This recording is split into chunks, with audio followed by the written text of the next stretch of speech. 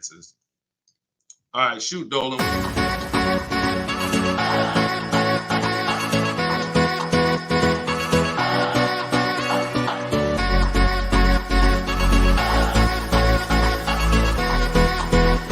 The worst possible thing you could say when you walk into a car dealership. I spent 5 years with Mercedes-Benz, 5 with General Motors, and the worst thing a person could say when they walk in is, if you could just get me to this payment, we got a deal.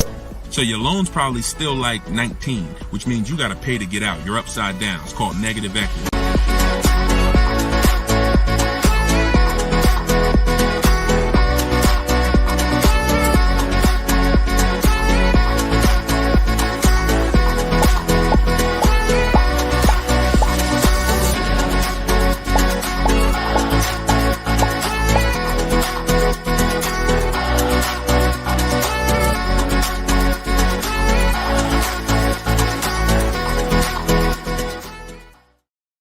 What's going on, everybody? We are officially kicking off episode 1 of Car Shopping Questions and Answers. I am your host, Deshone the Auto Advisor. We're going to do this show for about an hour. I'm excited to get really down into the nitty-gritty of showing you how you can buy cars, lease cars, and get below market prices. And if you don't know me, I spent 14 years in the car business, 5 with Mercedes-Benz, 5 with General Motors.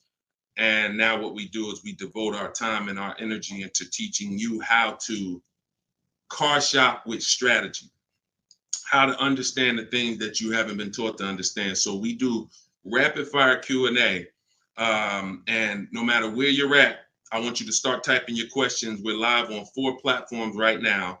And this whole broadcast is going to be sponsored by my new book. It's a digital book. It's called Cars from Home: 7 Steps to Saving Time, Money, and Avoiding Dealerships. There's a link in every single post so you can get your copy at 75% off for the next 30 minutes. But while we're here, let's go deep. And everything I'm going to be teaching you is going to be out of my book. And all of your questions are going to be answered in one of our 7 steps. So start typing your questions. I got my man Dolan in the background. I see a lot of people on TikTok, but I don't see the questions coming in on TikTok yet. And TikTok, y'all usually are the ones that send the questions the fastest. So let's get these questions up. And so Dolan can start loading them onto the show and we can get down to business. So Dolan, kick us off when you're ready. 75%. Yes, 75% off is today, SS. That's from YouTube. Yes, you can get it for the next 30 minutes. It's normally $97. But it'll be in your inbox in about 5 minutes at 75% off. So let's go, Dolan. When you're ready, if we've got the first question, let's kick it off. Okay, this one's from YouTube. Hello. Thank you for all your advice. We're looking at the car on Copart, and it was a salvage title. What is your experience with these types of auctions? So I don't get into teaching about salvage titles. I'm going to tell you why. I consider that to be like foreclosures. I'm not telling you that there's anything wrong with these cars. What I am saying is they're like foreclosures in real estate, which means you should be learning from someone who actually lives that life every day, because there are many risks. When a normal person starts entering into a high risk market, the rewards could be high, but also the risks are high. So I would tell you to find someone who's buying salvage titles, buying at auction, and learn from that person. Okay, go ahead, Dolan, shoot the next one up. Okay, this one's from Instagram. I got a lease with Nissan, not looking to go back to Nissan. Should I buy it out and then trade the vehicle in for what I want? This is a great question. First of all, can everybody hit the share button? And if you're on TikTok, can y'all just start tapping the screen and light this up? Because we want to set people free, and it takes all of us to do this. It takes the people who are committed to this mission. You want to save money. You also want your friends to save money. Tag somebody. They'll thank you. So this is a great question. The only time it makes sense financially to buy a lease is when you're keeping it another 8 years. I'm going to tell you why. I'm teaching something called the 8-year rule, because what you guys have to learn is the unseen expense. The unseen expense is depreciation. That's the expense you haven't been taught to see. You haven't been taught to focus on it. It's depreciation. That's the reason why when you buy a car today for $30,000, tomorrow, if you tried to sell it, it's not worth 30,000 anymore. It's worth 25. It's worth 24, whatever. That's depreciation. So when you keep your car long term, your car's value goes down like this. But when you keep it long term, the depreciation starts to level out. When you buy your lease, all you're doing is buying a pre-owned car. That's all you're doing. Yes, it's a lease that you had, but you have to start seeing it as it's just a used car. So you want to ask yourself, should I buy a used car and then turn around and sell it? That's what you're talking about. Now, Coach Mojo, we don't buy leases. What we do is we see if we can sell them for a profit. If you didn't know you could sell a lease, I want you to type a 1 in the chat. We're going to be peeling back a lot of things you're going to discover as you listen and you stay in this community. You can sell a lease. Most of you have heard of the term lease with the option to buy, but you're not familiar with lease with the option to sell. You have those rights no matter what. 9 times out of 10, we're going to exercise our option to sell. And how you sell, there's 3 ways to sell. There's 3 different types of what I call an equity assessment. This is step 2 in my book. You must do an equity assessment. If you have ever dropped your lease off to a dealership and you haven't done this, then you could have given them thousands of dollars without knowing. So what you're going to do is do an equity assessment by calling the bank, finding out how much you owe. You want to get your payoff. That's going to tell you, let's say it's $18,500. That's your customer payoff. Now what you want to do is you want to see who will pay you more than that, or at least that amount. And we don't go to dealerships for that. We go right online. This takes 20 minutes to do. We're going to go to CarMax.com, Driveway, Carvana, Kelly's Blue Book Instant Cash Offer, AutoNation, and Car Guru Sell My Car. This is going to get us 6 offers, cash offers. See, our cars are not worth what an algorithm tells us our cars are worth. Our cars are worth what a person is willing to pay for today. And when you see those numbers, that's going to tell you if you have equity versus not having equity. So the short version of your question is, Coach Mojo, you shouldn't be buying your car unless you're planning on keeping it another 8 years, because we teach something called the 8-year rule, which is if you're not keeping your car 8 years, you're not going to outlive the depreciation drop in value. So you shouldn't be buying it. You should be leasing. And I know a lot of you probably, you're well, Deshone, I was taught never lease. I was taught don't lease. I was taught don't lease. Well, you're going to find out the more you stay here, as you just dive in to financial numbers we go over, you're going to see that that's bad advice. And unfortunately, millions of people have been subject to bad advice that has been costing them money. Okay, so we'll go more into detail on that. There's only 2 ways to beat depreciation. Long-term ownership, that's our 8-year plus people. If you're keeping your cars, your next car, if your plan is to keep it 8+ years, I want you to type K in the comments for keeper. Type K in the comments if your next car, you're like, Deshone, my next car, I want to keep it at least 8 years. I want you to type a K. All right? Now, if you are not keeping your car at least 8 years, then you should be shopping for a lease, because that's how you're going to avoid depreciation. We're going to talk more about leasing, because you cannot just get any lease. You have to get what I call a good value lease. We'll go more into detail on that, but that's the foundation, Coach Mojo. Answer those questions first before you think about anything else. All right? Go ahead, Dolan. Shoot the next question up, man. Keep typing the questions, y'all. We're bringing them from all platforms. This one's from TikTok. What to do if you have no pre-approval letter, even with a 730 score? Okay, great question. We don't focus on pre-approval letters. What we focus on is making sure, all right, so I teach something called the bank bidding war. Everything we're going to do from now on is going to be a bid. Could y'all keep tapping the screen on TikTok? I see y'all running the lights up. When y'all keep tapping the screen, what it does is let TikTok know, listen, more people need to get over here, because we're talking about something that everyone needs to hear. So I appreciate y'all. Look, they're running them up. What to do if you have no pre-approval letter. So we were taught always get pre-approved. But here's the problem. People got onto it. Whenever we do something and the public starts moving in a way, the big companies adjust to it and they find a way to infiltrate it. Most of the companies that you're trying to get pre-approved from, that I'm trying to get pre-approved from, their goal is to isolate us. Something called restricted pre-approvals.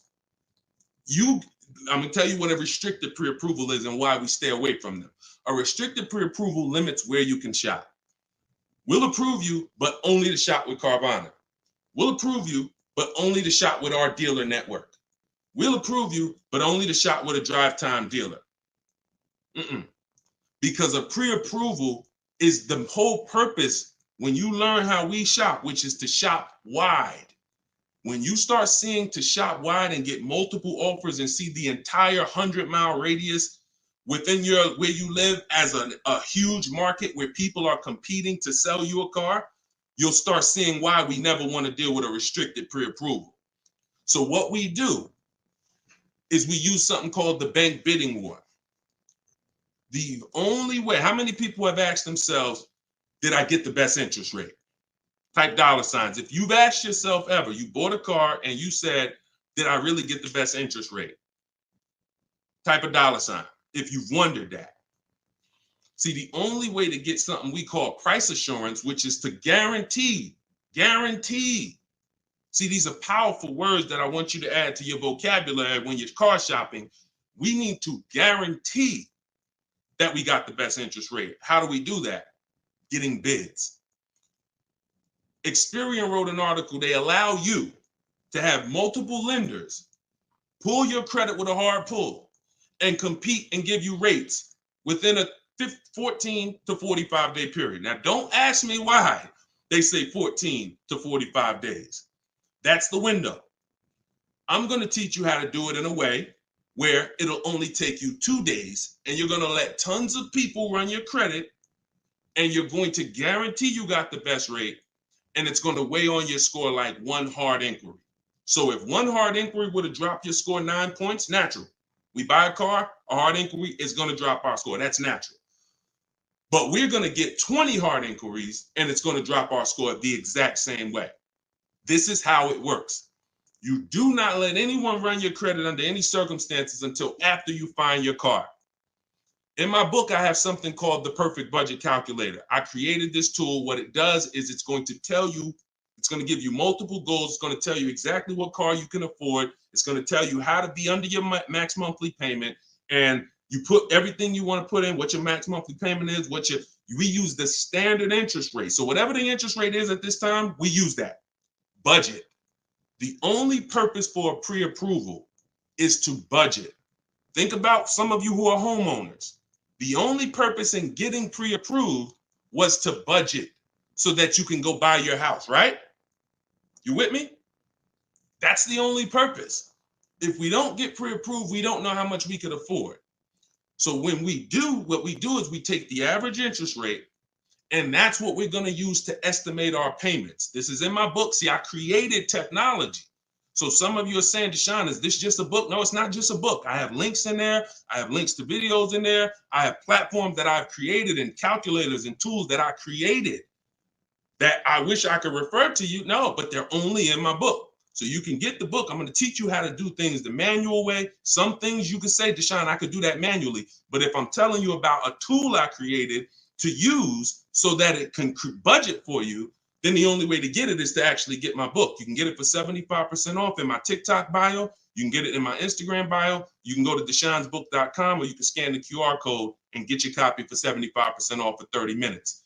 But when you budget, you know exactly how much you can spend on a car, and you go find your car under that budget. The Perfect Budget Calculator is going to give you multiple goals. See, here's the problem. When you go out shopping for a car, you notice how you have a budget in mind and you typically tend to go over it. You say, I don't want to spend any more than $500, or I don't want to spend any more than $30,000. But you usually end up going over it because you don't factor in tax. You don't factor in how long the loan, you don't factor these things in. Okay, well, how much? They said I'm pre-approved for $30,000, but what does that equate to in a monthly payment? It's broken. It's a broken system. When we go out, we find the car we're looking for. That's when we are going to now let people run our credit. Never before that. We go out, you find your best deal on a car. That's when you come home and you let multiple people run your credit and fight it out to give you an interest, to give you a loan. See, because if you open up, if you let people run your credit before this, now they're going to give you a time limit. So even this is all answering this young lady's question about pre-approvals. The reason why they're garbage is because if it's a hard pull, they're garbage, because now they've started that window that I told you about. You got 14 to 45 days and it starts to count down. Now you're trying to rush and find a car. Some of us, it might take us 3 months to find the best deal on our car. If you got a pre-approval and the time is expiring, you're shopping with your back against the wall. Second reason it's garbage is because once they give you a pre-approval, you are now tied to them and you don't have the opportunity to bid, and it's just garbage. So do what I'm telling you to do. When you find your car, that's when you're going to come home and you are going to now let people run your credit, and then you are going to let the dealer see if they can beat it. See, this is a must. I know you may have been taught, oh, I don't let that dealer run my credit. No, make them compete. The bad part is when a dealer is trying to give you an interest rate when you have no offer. That's bad. But when you have an offer, that's when he's trying to beat it. And that's a very different thing. You tell him, hey, I got 7.2 from whatever bank. That's the best offer I got. Okay. Now that dealer goes to work with their 7 to 12 bank. Hey, listen, can we beat this? And when he calls you, he's going to tell you one or two things. Hey, good news. I was able to beat that interest rate. In which case, you what? Guarantee you got the lowest interest rate. Or he's going to say, listen, I tried my best. I talked to every bank I got. Nobody could beat that rate. In which case, what? You still what? Guarantee you got the best interest rate. So the only way we're going to be able to do that is with bids. We're going to stop negotiating. We're going to start making people bid. That's what we're all about here. Go ahead, Dolan. Shoot the next one up. I'm going to try to get through these. I'm going to try to give, see, I can't do short answers to some questions. Okay, hold on. Yeah, hold on. Link to 75% off is not working. Are y'all able to click it on TikTok? Let me know on TikTok if y'all are able to access the 75% off. Okay, this one's from YouTube. My credit score is between 500 and 600. Can I still get a nice car? Great question. You should be focused on getting a great car, and you should be, all right. My credit score is between 500 and 600. Can I still get a nice car? Under no circumstances do you ever want to compromise on the car. Follow me. You are going to focus on getting a great car, knowing I'm probably going to pay more in interest. Paying more in interest is not bad considering your situation. Here's why. That can be fixed. Refinance, that can be fixed. But if you get a bad car, that cannot be fixed. So we have resources. I use a company. I refer people to LendBuzz. LendBuzz will work with people who have challenged credit. But here's what you got to know. You can't let them dictate how you're going to shop. You must have your own shopping strategy. Now, there's two situations where if you have bad credit, how many years are you keeping the car? That's the question. If it's 8+ years, then no problem. I'm going to get the best car I can find. I'm going to pay a little bit more in interest, but as soon as my credit's good, I'm going to refinance that loan. Problem solved. Second person is Deshone. I'm not keeping my car 8 years, but I need a car now. Perfect. You should be trying to set yourself up for a lease in 2 years, in which case you want to get the least expensive car that you can get a loan on. 10,000, 12,000. You're going to use that perfect budget calculator, or you just want to say 10 to 12,000. You're going to try to find a car in that range. I'm going to tell you why. In 2 years, when you go to trade out of that car, if you go and buy yourself a $20,000, $30,000, $40,000 car, you're going to have a bunch of negative equity.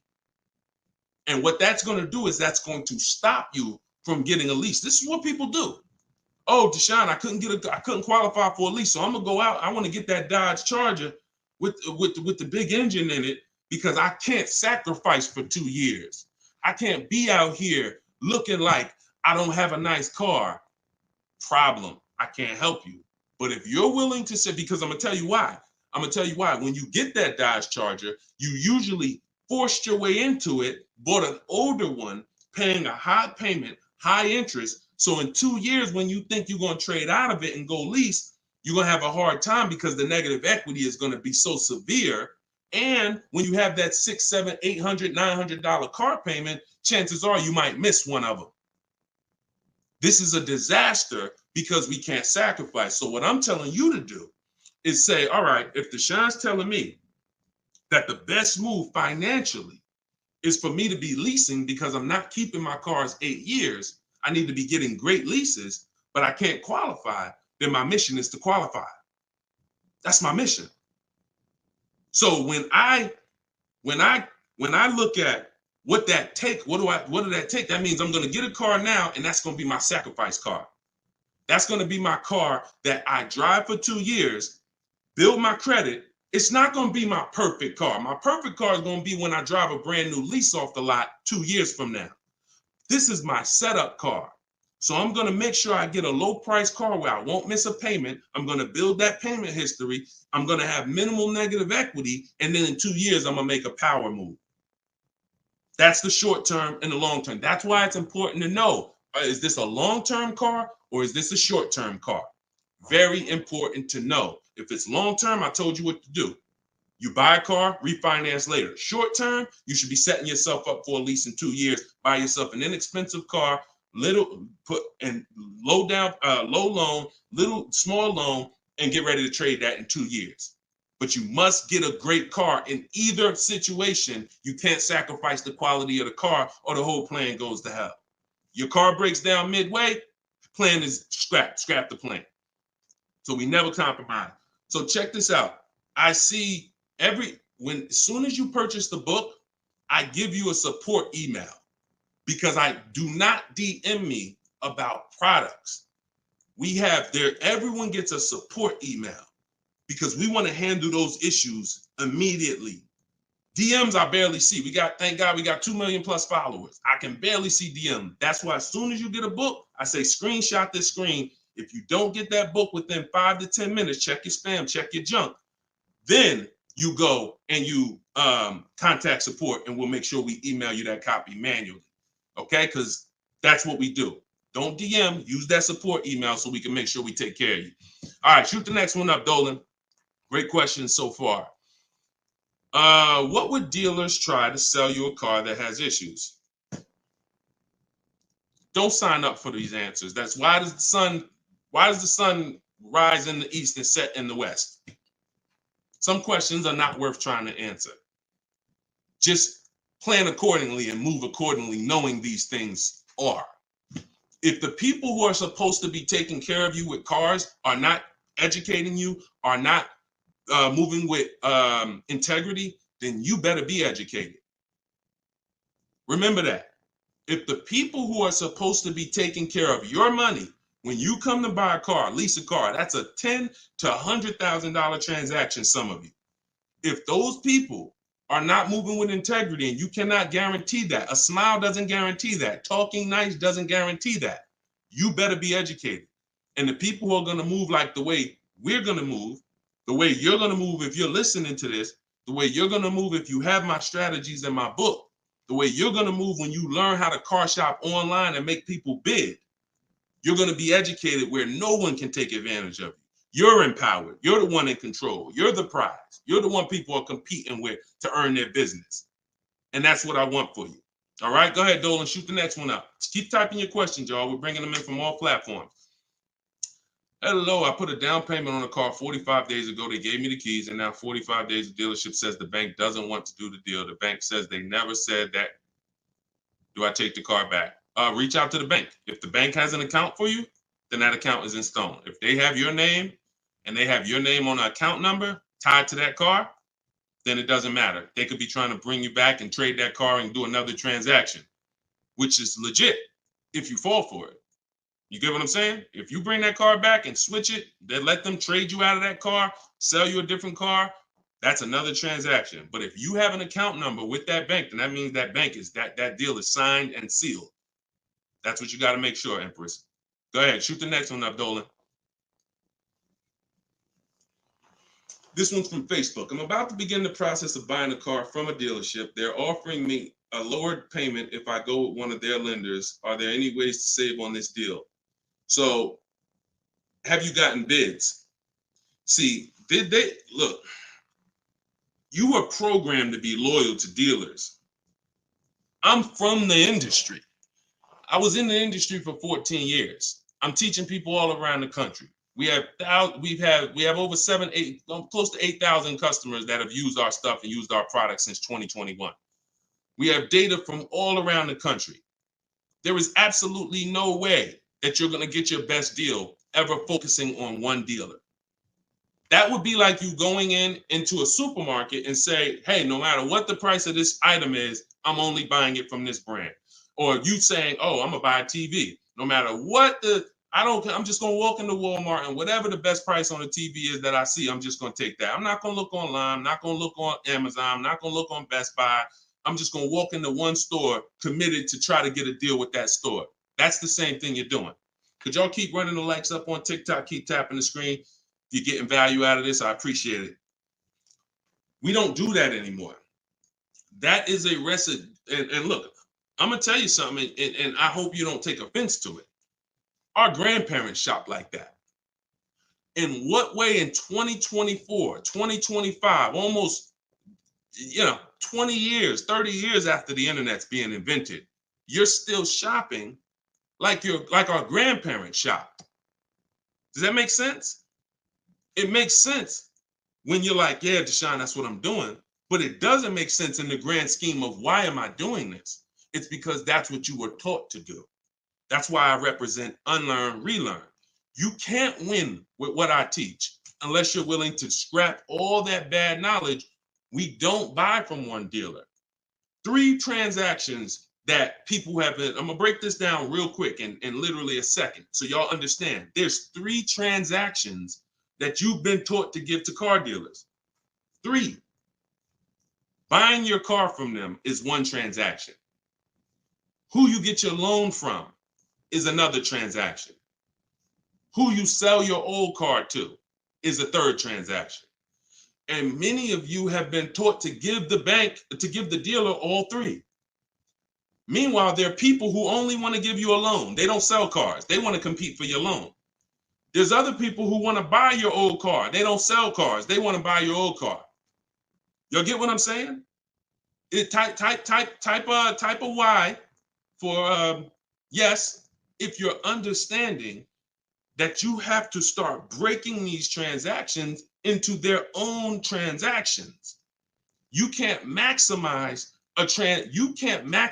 and guarantee you're getting your best deal mixing 3 transactions or 2 transactions into one. You can't do it. We're breaking them up. And now once we break them up, how do we guarantee we get the best offer in each one? Bids. So you understand? So what we're doing is we need to see our old car, our old lease, our old car that we have that we're replacing. Who I'm going to sell that car to is one transaction. And whoever's going to win the bid gets the car. Who I'm going to get my loan from, that's another transaction. And whoever wins the bid gets my loan. Who I'm going to buy my car from, that's another transaction. And who's going to win the bid gets the car, gets to sell me the car. And we do this in 60 minutes. See, what you're going to see, watch this. Let me show you Frina. Frina just picked up her Jeep last week. Look at the deal she got. This is why you're never going to get these deals walking in the dealers. You're never going to be able to guarantee your best deal walking in the dealers. You're going to sit at home and be in control. Look at Frina's deal. She said, look, I'm a proud graduate. Cars from Home that's our video library. And, like I said, I coach people all around the country. She said, I picked up this baby yesterday. Look at the date. 2024 Jeep Grand Cherokee Anniversary Edition. Followed the program, used all the scripts. I have scripts in my book. I have scripts that we don't talk. Because if you have to talk, you run the risk of messing something up. No offense. I'd rather you type. If you'd rather type than talk, Type of 1. So contact the dealers, seal the deal, $579 a month. Look at the MSRP on this car. She got a hybrid one, $65,000 vehicle, almost 66. Her best deal, who won the bid, was a 0.88% lease. That is unheard of in the world. See, I teach something called the 1.5% rule for knowing when you're paying too much for a lease. The 1% rule has been around since way before I even got in the car business. If you could lease a car for 1% of the MSRP, no money down, no money out of pocket, you stole a car. This is 0.88%. I owe it all to Deshone. Without this program, I wouldn't have had the tools to shop from home. Shopping from home the right way is how you're going to win. Some of you may have tried, Deshone. I tried. It seems hard. Yeah, because once the internet was invented, internet salespeople got invented. And internet salespeople are trained to make it hard. They got to make money. And what they're going to do is they're going to make it hard for you to get a deal done, because half the time you don't even know the information you need to give them to get a quote. Hey, I got to give you where I work at. See if I qualify for any rebates. I got to tell you what cars are in my household. See if I qualify for any rebates. I got to tell you, what affiliations I have. I got to tell you what my date is. I have something called a no later than date. What's my deadline? Hey, I could buy a car, Deshone. I don't need a car for about 3 months. Should I start shopping now? Yes, you should. Because if you get in the market now and you can buy a car today, but you don't need it for 3 months, that's called leverage. See, most people walking in the dealers, they're like, hey, I need a car this week. I need a car today. That means the car that's coming 6 weeks from now, they can't benefit from that. You can. But you got to learn how to give this information. And this is why when you try to shop online, you have a hard time, because you don't know. You're defensive and you're like, I'm not giving a dealer what they need, but I'm also not staying in a position where I don't give them too much information where they can use it against me. So that's what we'll learn. Everything I'm teaching you is, if I can boil it down to a couple simple things, mastering the science of shopping from home. That's why my book is called Cars from Home, 7 Steps to Saving Time, Money, and Avoiding Dealerships, and making people bid for your business. We can sum that. Once you master those 2 things, you're going to save more money in 60 minutes than you ever saved going in the dealers 2, 3, 4 times, spending hours in there. And you're going to have price assurance, which is guaranteeing that you couldn't have saved any more money. That's what Freenah has. That's what I want you to have. Go ahead, Dolan. Shoot the next one up, brother.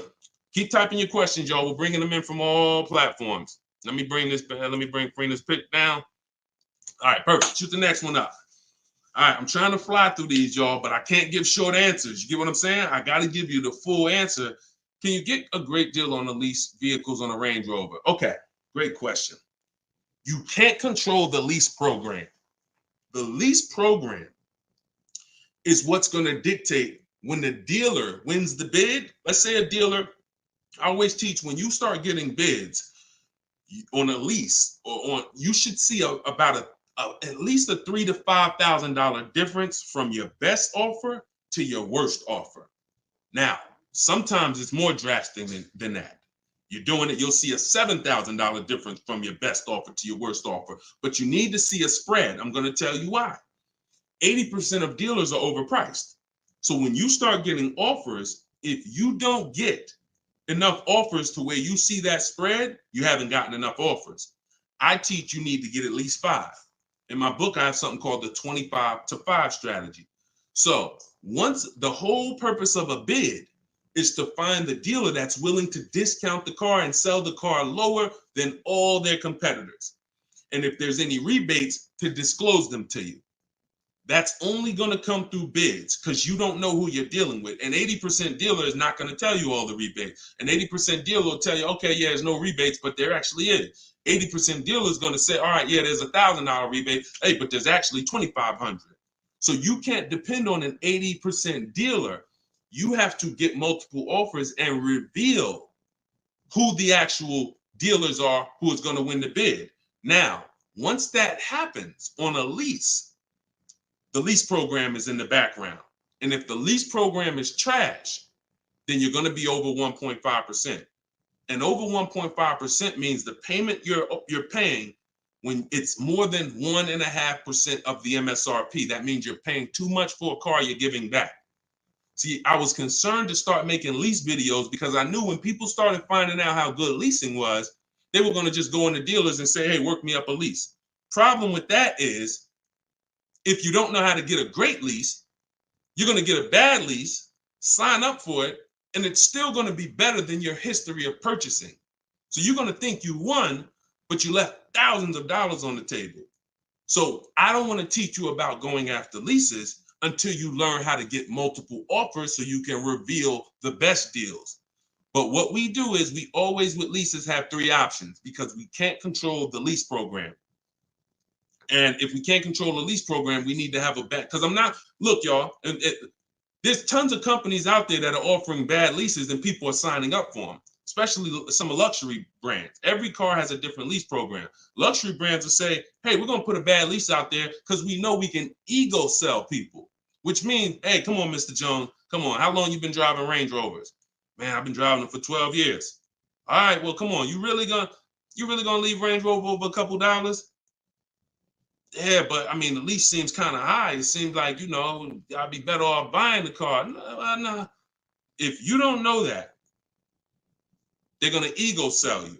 So until people stop signing these bad leases, we are not going to get to the point where some of these banks say, all right, we got to stop with the bad lease deals. Now, conversely, opposite end, there's phenomenal lease deals out there. Like Yusufrina. I'll show you a couple more before we jump off the show. So it's harder to get a great lease deal because there's a lease program. It's easy to get a car if you're buying brand new through bids. Easy to save thousands of dollars. But we can't dictate the lease program. And we're not going to sign I will never say to you, sign a bad lease. Dealer will tell you, oh, look, I'm beating all my competition. Phil, man, look, I'm saving you like $6,000. Man, I wish I could lower the payment, but the lease program's not good. That's okay. That's why it only takes us 60 minutes to get these quotes. We don't want to spend hours to find out it's a bad lease program.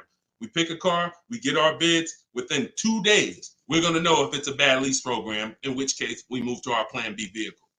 Okay? So everything I'm teaching is out of my new book. It's called Cars from Home. It's a digital book. It's called Cars from Home, 7 Steps to Saving Time, Money, and Avoiding Dealerships. Your goal is to master the science of car shopping from home and to start making people bid for your business. All right, that's everything it's going to show you in 7 steps, and you can get it for 75% off in my TikTok bio, or you can get it in my Instagram bio, or you can get it in my you can go to deshonsbook.com or scan the QR code. Go ahead, Dolan, shoot the next one up. This one's from TikTok. How do I get out of negative equity? 3 options for negative equity. That's it. And after I tell you these 3 options, I need you to know the cause. The cause is super important because I can give you a Band-Aid, but if you don't know the cause, you're going to continue to be in trouble. 3 options. 2 lead to a new car. 1 doesn't. Negative equity is the bad credit to people with good credit because if you have too much, it will stop you from getting your car. So your first option with negative equity is to pay it off. Here's what happens. You want to use that equity assessment process that I told you about a little while ago. You're going to call your bank, find out what you owe. After you find out what you owe, you're going to go to those websites I mentioned, CarMax, Driveway, Carvana, Kelly's Blue Book Instant Cash Offer, AutoNation, Car Guru, Sell My Car. That's going to give you 6 cash offers. These people are bidding on cars every day. They usually put their best offer out there. In 30 minutes, you'll have 6 offers. They pay more than dealers on average. In fact, 2 or 3 of those bids you're going to get are actually from dealers. So it's a nice mix of offers. 3 of them are from online car buyers, CarMax, Driveway, Carvana. 3 of them are from car dealers, local car dealers. So it's a nice mix, but they're bidding. That's going to lead to the least amount of negative equity because remember, when you get bids, you're getting the most value. You're getting the most savings. You're getting the most money when you are getting bids. So let's just say you pull your payoff in at $16,000. Your highest bid is $14,000. That means you have a $2,000 negative equity gap. You are much better off coming up with the $2,000 and paying that car off and going into your next transaction clean. That is the best way to go. Because now, if you can't do that, I'm going to tell you why it's the best way when I tell you the second way to get out of negative equity. If you can't pay the difference, then that means you must bring that car. You can't do a separate transaction with that car because you need the dealer who you're going to buy the car from to wrap the negative equity into the new deal. They are still going to win the bid. You must, in all cases, only deal with dealers who won the bid. But once they win the bid to sell you the car, now when you come to them, you're going to now bring your old car into it and see what it's worth to them. When you see what they can pay for it, you're going to see in most cases, it is not going to be the highest number you got from the online buyers. So if the online buyer's highest number was 14, maybe that dealer can only pay 12,200, 12,500. And you might say to them, hey man, but CarMax was offering me this. They're not going to be able to match it in most cases. It's just not possible because they can't win both bids. If you start buying cars for the most money, selling cars for the least money, it won't take you long to be out of business. That's probably what happened to Vroom. They were buying cars for the most money and then trying to sell them, and they weren't able to make the profit. So we must separate the process, but if you can't pay the difference, you now must bring your old car into the process after a dealer wins the bid, introduce them, hey, this is the car. Now, they've already won the bid. They beat all their competition to sell you a car. So they've already proved they're a 20% dealer. Now you're bringing your old car, and you're going to see, Dad, if I would have sold it to them, I would only had 2,000 negative equity. But bringing it over to this transaction, I actually got like 3,700 negative equity. And there's nothing we can do about that. That's why I said the plan A is always, if you can cover the difference, cover the difference. If you can't, that's your only option. Now, here's the third thing. I told y'all 2 things lead to a new car with negative equity, 1 doesn't. If you have too much negative equity, you have to understand loan to value ratios. Loan to value ratios have nothing to do with credit scores. That's why I call negative equity the bad credit to people with good credit. When you bring your negative equity over, the bank is only going to lend a certain percentage above the price of the car. So if the price of the car is 30,000 and you have good credit, the bank might only lend 36. They might only lend 20% more, 25% more than the price of the car. So if you're coming over and you're trying to do a no money down deal, which is what we do, we shop with no money down. If we can make no money down deals and we can get the car payment to where we want, if we can get the whole deal to where we want with no money, that's what we do. You know, it's different when interest rates are higher. We typically put more money down to avoid paying more high interest. But when it comes to us shopping, we always shop with no money down. So if you're trying to do a no money down deal and you are trying to bring all this negative equity over and trying to not just finance the price of the car, but the tax, the fees, and negative equity, you run the risk of blowing out the loan to value ratios, in which case you're not going to be approved. You could have a 900 credit score. They're going to tell you you got to put money down because you can't finance all that negative equity. So it depends on how much.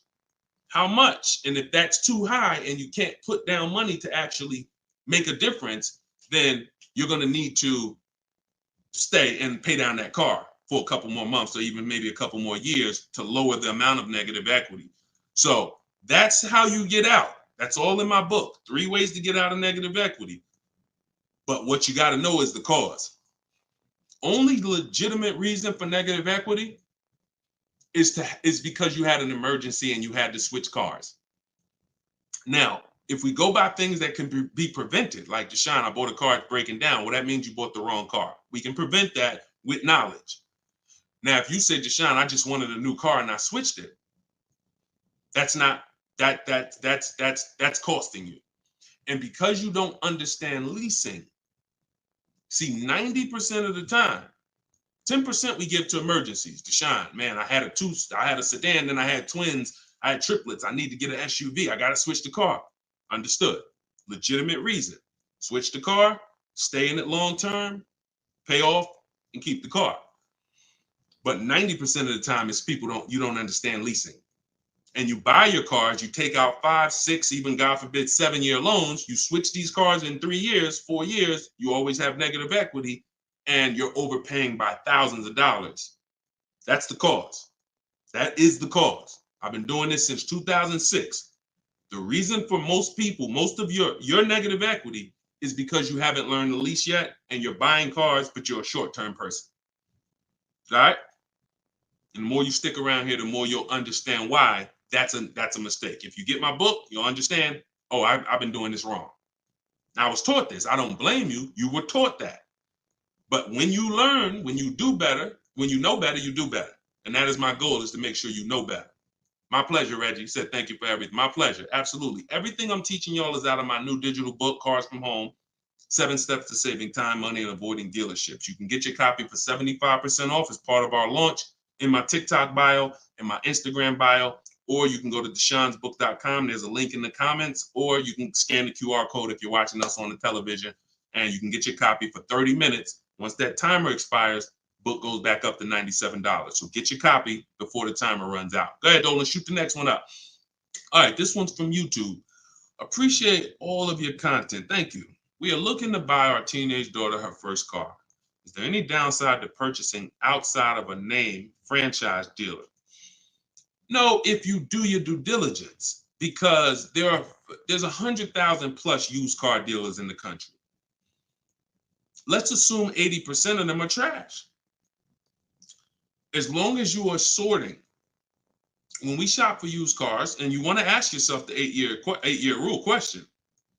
If you're not keeping this car, if you don't think your daughter's keeping this car 8 years, then you should be shopping for a lease for her. Now, if you say the only difference, there is one exception to the 8-year rule for those of you who are buying inexpensive used cars. $10,000 used cars, $7,000 used cars, that's different. That's different. I call these smart cars, not the little smart cars. It stands for saving money at the right time. So if you're buying these cars, my brother does this. He buys pre-owned cars. He gets them $10,000, $7,000, $5,000, and he drives them. He pays very little money. Sometimes he sells them and makes a little money. That's different. But the mainstream cars, if you're not keeping them 8 years, $15,000, $20,000 used cars that you're buying, you're going to see the 8-year rule is the gospel. You should be buying cars if you're keeping longer than 8 years. You should be shopping for aggressive leases if you're not keeping 8 years. So let's assume you're going to keep this car 8 years. When we are buying from used car dealers, y'all, we are absolutely shopping 100-mile radius, at least. That's usually where we start.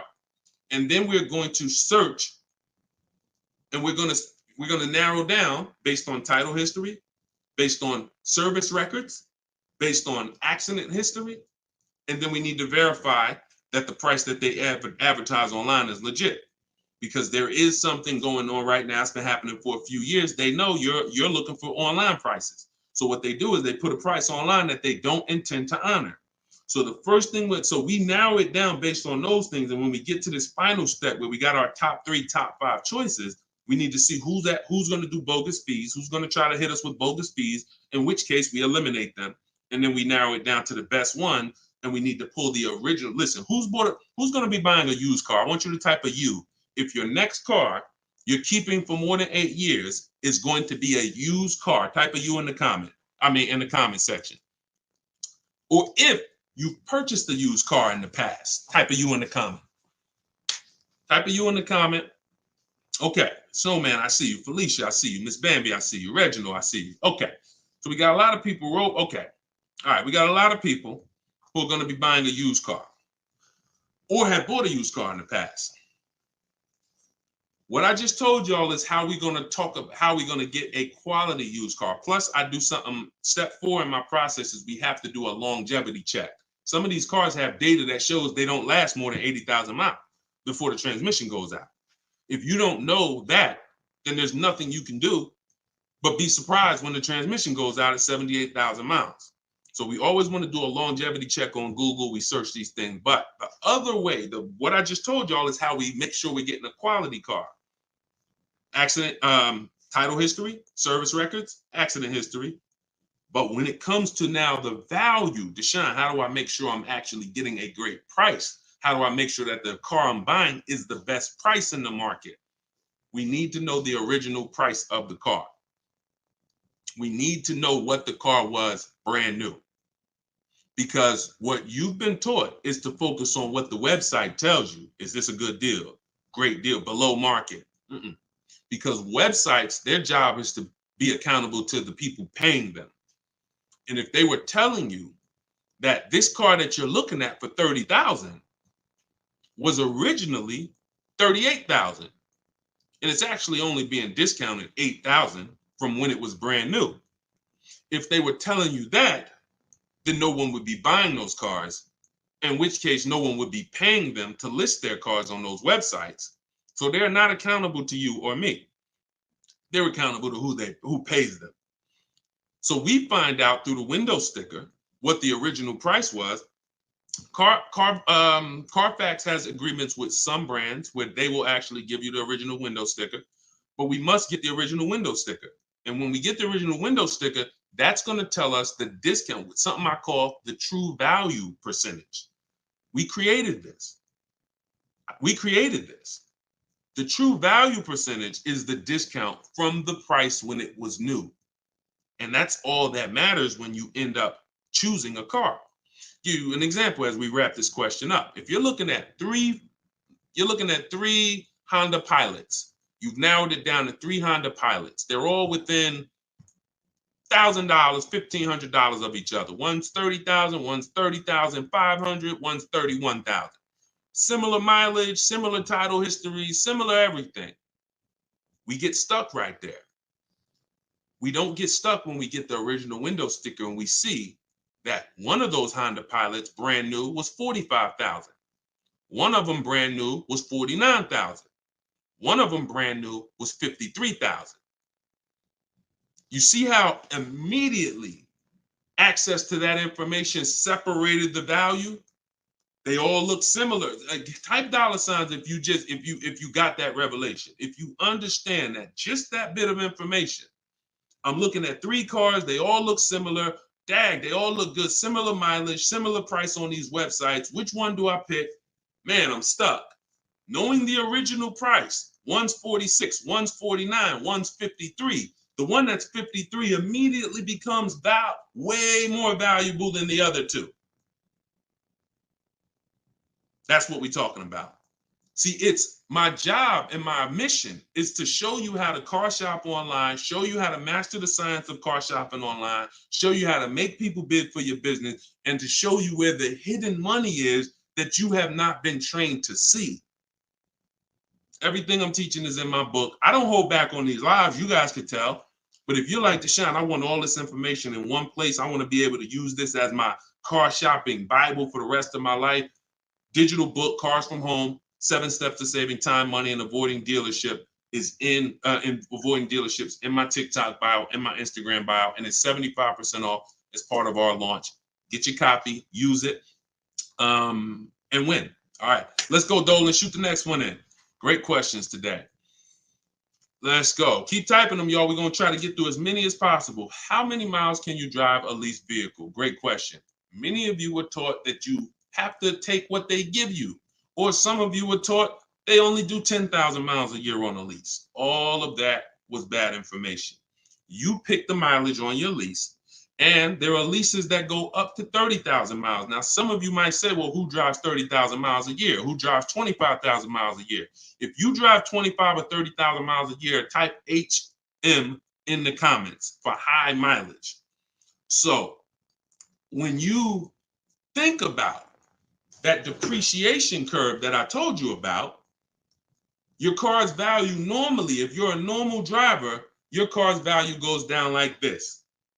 If you're a high mileage driver, your car's value goes down like this. And so the mission is always to avoid the unseen. This is the unseen expense. I want you to always keep this in mind, because as long as you keep this in mind, buying versus leasing is going to be paramount to you, because you want to avoid this. If you're buying cars 2, 3, 4, 5 years, switching them out, you're switching them out when they're losing the most value. But long term, the value cools off, the depreciation levels out. You don't lose as much value over the years. Some of you have cars that's been outside for 8, 9, 10 years. That car is going to be worth about the same amount it's worth today, a year from now. You've won. That's the goal, to get to that level. If you're buying, if you're like Deshone, I'm not keeping a car 8, 9, 10 years. I'm not going to ever reach that level. Then you should be shopping for leases to avoid the depreciation hit. So when it comes back to 83rd degrees question, you can tailor a lease up to 30,000 miles a year if you want. And here's where I learned this. I was a manager at Hyundai for 6 weeks. Guy came in. He was returning his lease on a Hyundai Sonata.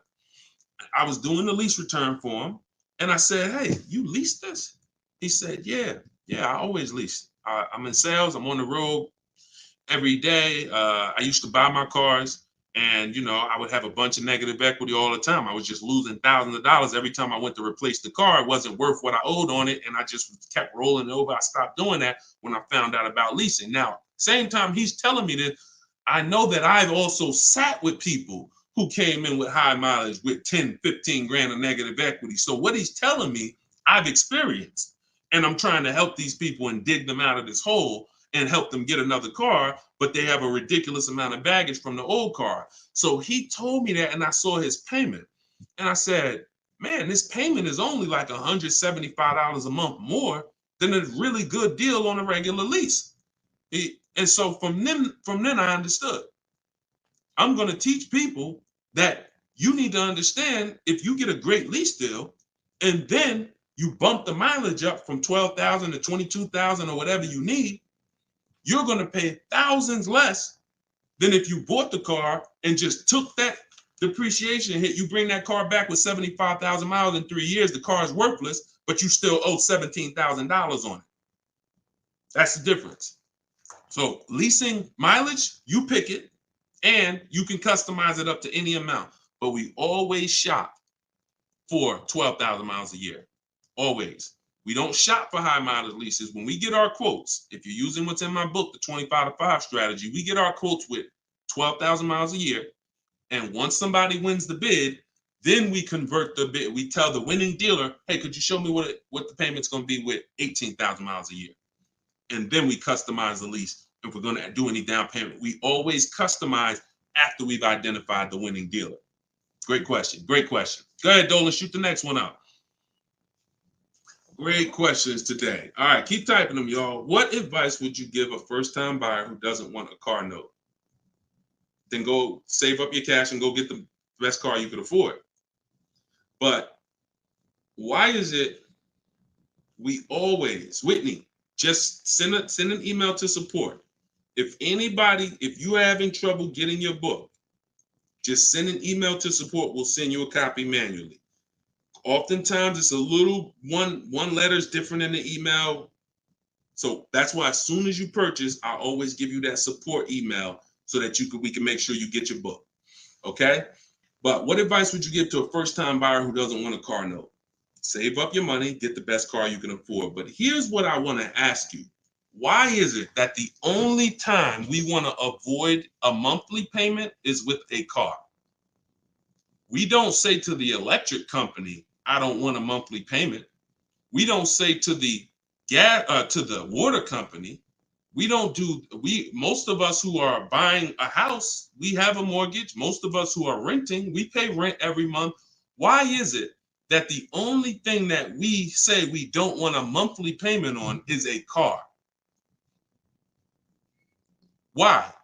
Now, I'm not telling you paying cash for cars is bad, but I'm telling you that if you're dealing with a mindset that is, I'm going to pay cash and save up and get a car that is less than a quality car because I don't want a monthly payment. So I'm going to get a car, save up, scrape together some cash and get a car that is less than I could actually get if I used a little leverage, little loan.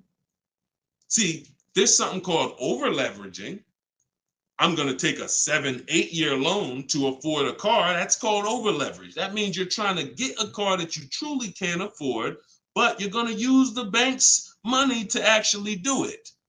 That's over leverage. That's like going in and saying, hey, I'm going to get a 50-year mortgage because I don't want to buy a $300,000 house, $400,000 house. I want to buy a $600,000 house. So I'm going to get a 50-year mortgage so that I could afford the monthly payment. When you do this, when you do this, there's, again, cash buyers. Nothing wrong with that. But I'm concerned with the mindset, the reasons why. Because the reasons why it makes sense to pay cash is to avoid the interest if interest rates are high. 7, 8, 9%, you want to pay cash? Great. But there are people who come into the dealer. I was blessed to work in some very affluent towns, white collar and blue collar towns. So I had people making 30, 40,000 a year. I had people making 30, 40,000 a month. And what was interesting to me is those who were able to afford paying cash for the car could write a check, because when I would ask them, how are you going to pay for the car? They would ask me, well, what are the rates? If I had a 0% interest rate or 1% or 2%, if their money was making money for them, they wouldn't put it into the car because they see the car as a depreciating asset. What does that truly mean?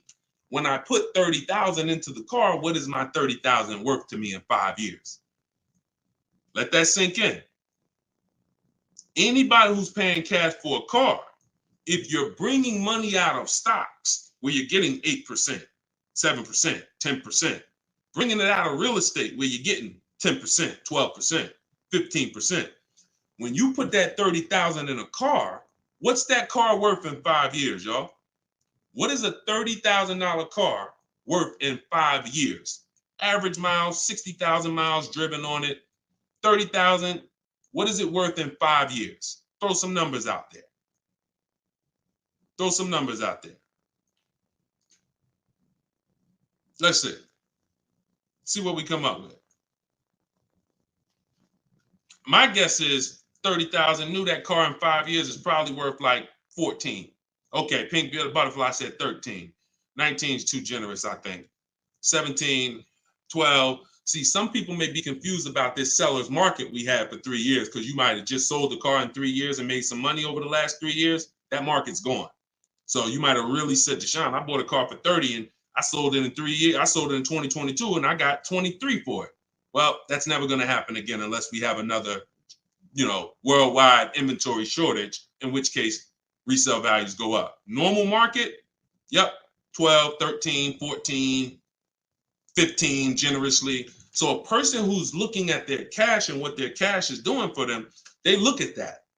I put that money in my car, 30,000. That money could have been in the market, and that 30,000 in 5 years could have earned me another $6,000 of interest, $7,000. In which case I'm up. But at that 30,000 in the car is worth now 15 or 14. So these are the things. I don't teach one size fits all. I teach custom. I teach it depends on what you're doing with your money.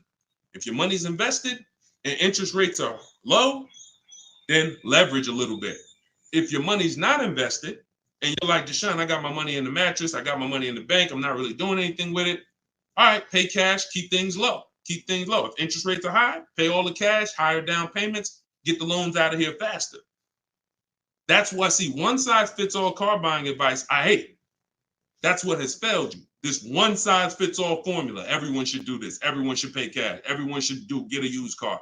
That one size fits all, no one should lease. One size fits all formula fails every time because it doesn't take into account real finance.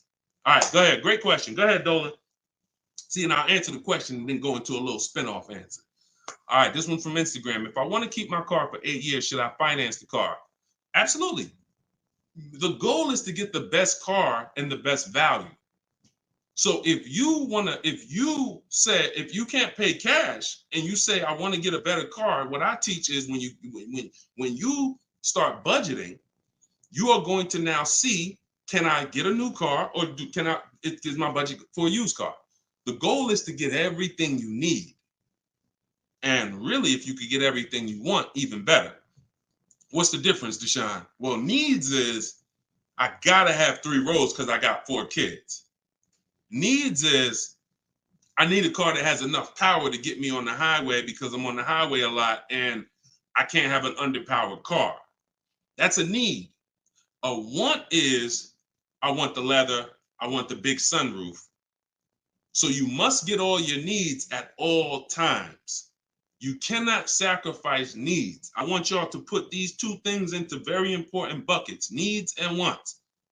Needs and wants is the goal.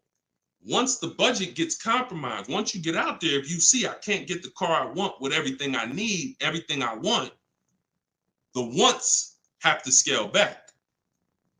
The wants have to scale back, not the needs. I had a woman walk in the Mercedes when I was there, and she was like, hey, I want the big truck because I got kids. I need the 3 rows. And once we worked out the deal and the numbers, she saw the numbers and she was like, oh, that's above my budget. But what about the 2-row one? What about the smaller one? I said, didn't you say you need 3 rows for the kids? Yeah, you're right. You're right. See, she's about to take a need out to get a want. Does that make sense? So needs and wants are the big things. Needs will make you switch the car because you didn't get what you need. And when you switch the car, you lose money. So when you didn't get what you need, you will switch the car and lose money. If you didn't get what you want, that's easier to bear. Needs is like from day one, this car is not doing what I needed to do. So we must get our needs first. And that's what we talk about. So then you choose, can my budget get me a new car or a pre-owned car? And once you make that decision, you just go out and you're now shopping the market. I use, in my book, I have something called the multiple marketplace strategy. This is when we shop for used cars. We're on all the marketplaces.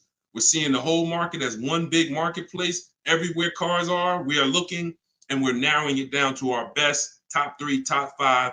And then we're taking one across the finish line. You can't get below market deals on a used car until you see what the market is. See, let me go deep on this for a quick second. The goal for me, if you're learning from me, your goal is to get below market deals, below market leases, below market. You saw Freena's lease. That's a below market lease. That's not a lease that you see advertised that people are getting.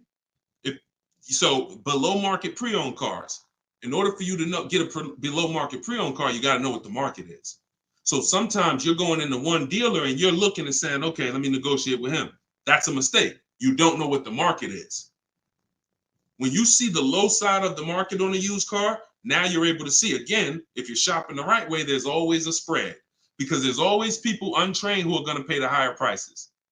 They're going to walk into those dealers. They're going to go back and forth, take $2,000 off. They think they won, but you were negotiating with one of the higher price dealers. So because he took $2,000, $3,000 off, you think you won, but you were at the wrong dealer to begin with. So once you actually see the low side of the market, we zero in on that. And we zero in on that, and we look to take one of those deals across the finish line. Can't get below market deals if you don't know what the market is. That's why when we look at used cars, we're not looking to buy the first day. We're not looking to buy the second day. Sometimes some of you are like, Deshone, I got a couple months. You might want to watch the low side of the market. You might want to, we always get alerts when we go in. This is all in my book. If you like Deshone, I want to know all of this. I need this in my hand. It's in my book, Cars from Home, 7 Steps to Saving Time, Money, and Avoiding Dealers. 75% off in my link, in my bio, TikTok, in my bio, Instagram, or go to deshonsbook.com or scan the QR code. But when we are getting these, when we are looking at the low side of the market, you might want to watch it. You might want to watch it and see, okay. And then we have alerts on. So every new car that pops up on these marketplaces, we get an email immediately. So we get an email immediately. And if I know that the low side of the market is 22, 23, the minute that car comes on, I'm going to be one of the first ones on it, where everyone else is going to hesitate. When a dealer gets a new car, typically a person who doesn't know the market, they're going to go in there and they're going to be like, all right, is this really a good deal? Meanwhile, we know the market. So we know in a minute, I'm going to snatch that deal before anybody even knew it was there, because the best deals do not last. And that only comes from knowing the market. All right, go ahead, shoot the next one up, Dolan. Great questions today. This one's from YouTube. What can I do to increase my confidence so I can negotiate more intelligently? Stop negotiating and start making people bid. Who's not a good negotiator? Type me. You're not a good negotiator. Type me in the comments. Not a good negotiator. Type me in the comments. Okay, that's most of you. And I'm a good negotiator, but you can't get guarantees being a negotiator. Pay attention to what I'm saying. I'm a good negotiator. I did it for a living, but I can't guarantee the lowest price negotiated. The lowest price only, the guarantee of the lowest price. I could be a good negotiator. Negotiator is always going to leave wondering, if you go back and forth with somebody, back and forth, back and forth, back and forth, you always leave wondering, could I have gotten a little more? That's not a guarantee. That's not price assurance. Bids, guaranteed, because I'm getting 5 to 7 offers. I'm having, in my case, I teach the 25 to 5 strategy. We're connecting with 25 dealers. We're getting 5 to 7 bids.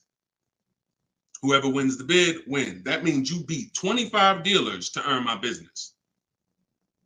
That means I guarantee that I paid the lowest price and I don't have to talk. That's why in my book are scripts, online scripts. That's the one part that I can't teach you. I can't teach you. It's not that I'm holding back. I can't teach you what my scripts are that are copy and paste. When they say, hey, when can you come in?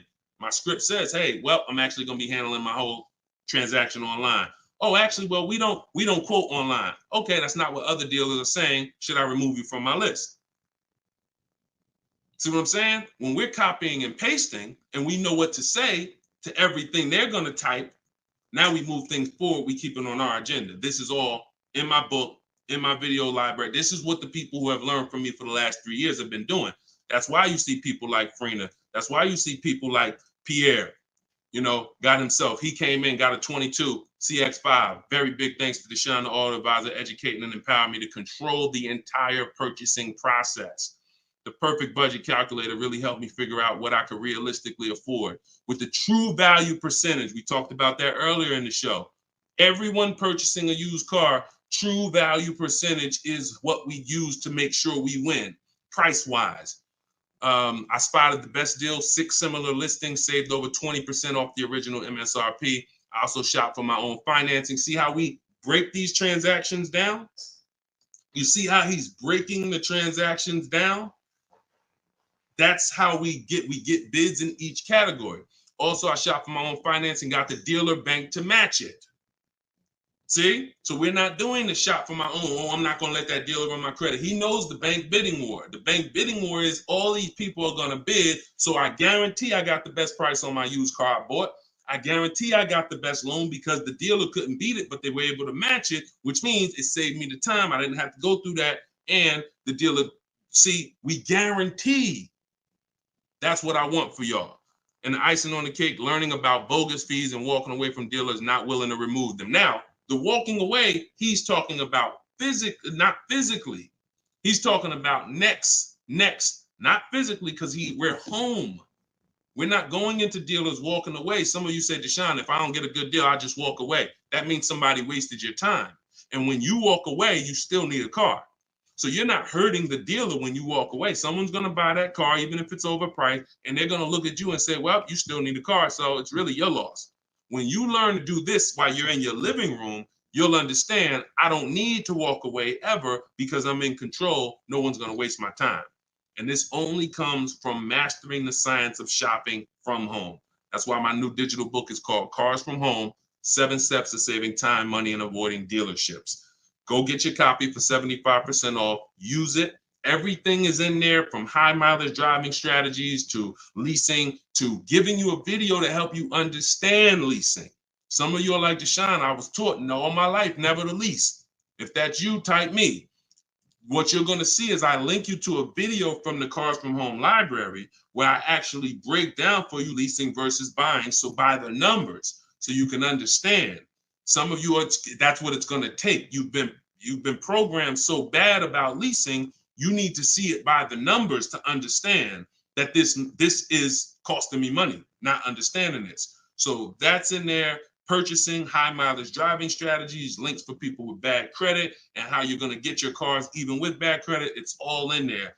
Get your copy for 75% off for the next 30 minutes. Once the timer expires, it goes back to $97. And win. Use it and win. Listen, we're an hour and 15 minutes in. We want to keep these broadcasts, these episodes. It's episode 1. You know, if you are subscribed to my email list, you'll know when we're live. You'll know when we'll be doing these shows, and you can hop on with us. We want to do, you know, because you see all the questions. You know, the only way I could get through all the questions is by giving y'all little short, little one-word answers. That what is that going to really do for you? So yeah, we might only get through 15, 18 questions because I'm giving you the thorough answer. And when you see that a car is the second most expensive purchase behind a house, you'll appreciate the thorough answer. No one's going to buy a house and ask about financial literacy and expect a one-word answer. So we shouldn't do it with cars. When cars, we're going to buy more cars than houses. So get your book, y'all. We will be back. We'll be back for another episode very soon. If you're on my email list, you'll know. And I appreciate everybody for tapping in. This is episode 1. We got a lot more coming, and we're going to keep dropping these jewels. Keep unlearning, keep relearning. For the people that got the book, thank you. And for the people who continue to help share this message, appreciate you. We'll see you on the next one.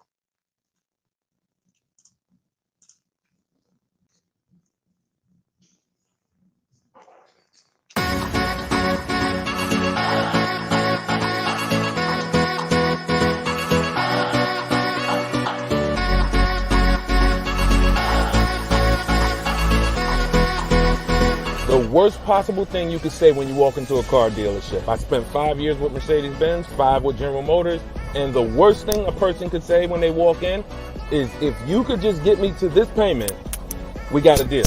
So your loan's probably still like 19, which means you got to pay to get out. You're upside down. It's called negative equity.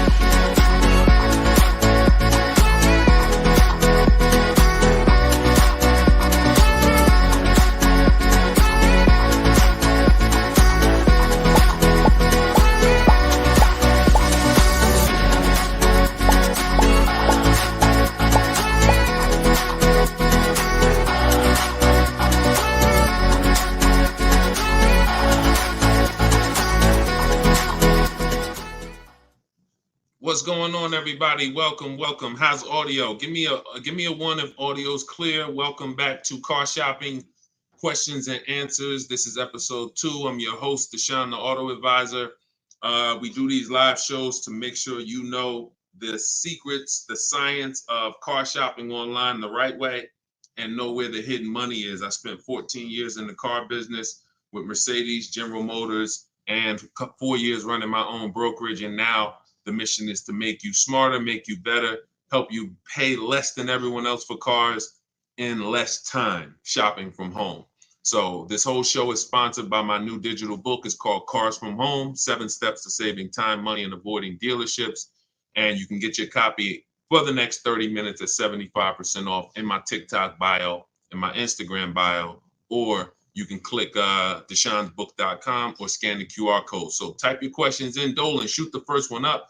We're going to be taking them from all platforms. And if y'all could start tapping that screen on TikTok, so shoot those likes up. I appreciate it. So this one's from Instagram. Does it make sense to buy a car from another state to get a better price for the car? Great question. When you start shopping and getting multiple offers, you're going to see most of your best deals are going to come from dealers far away.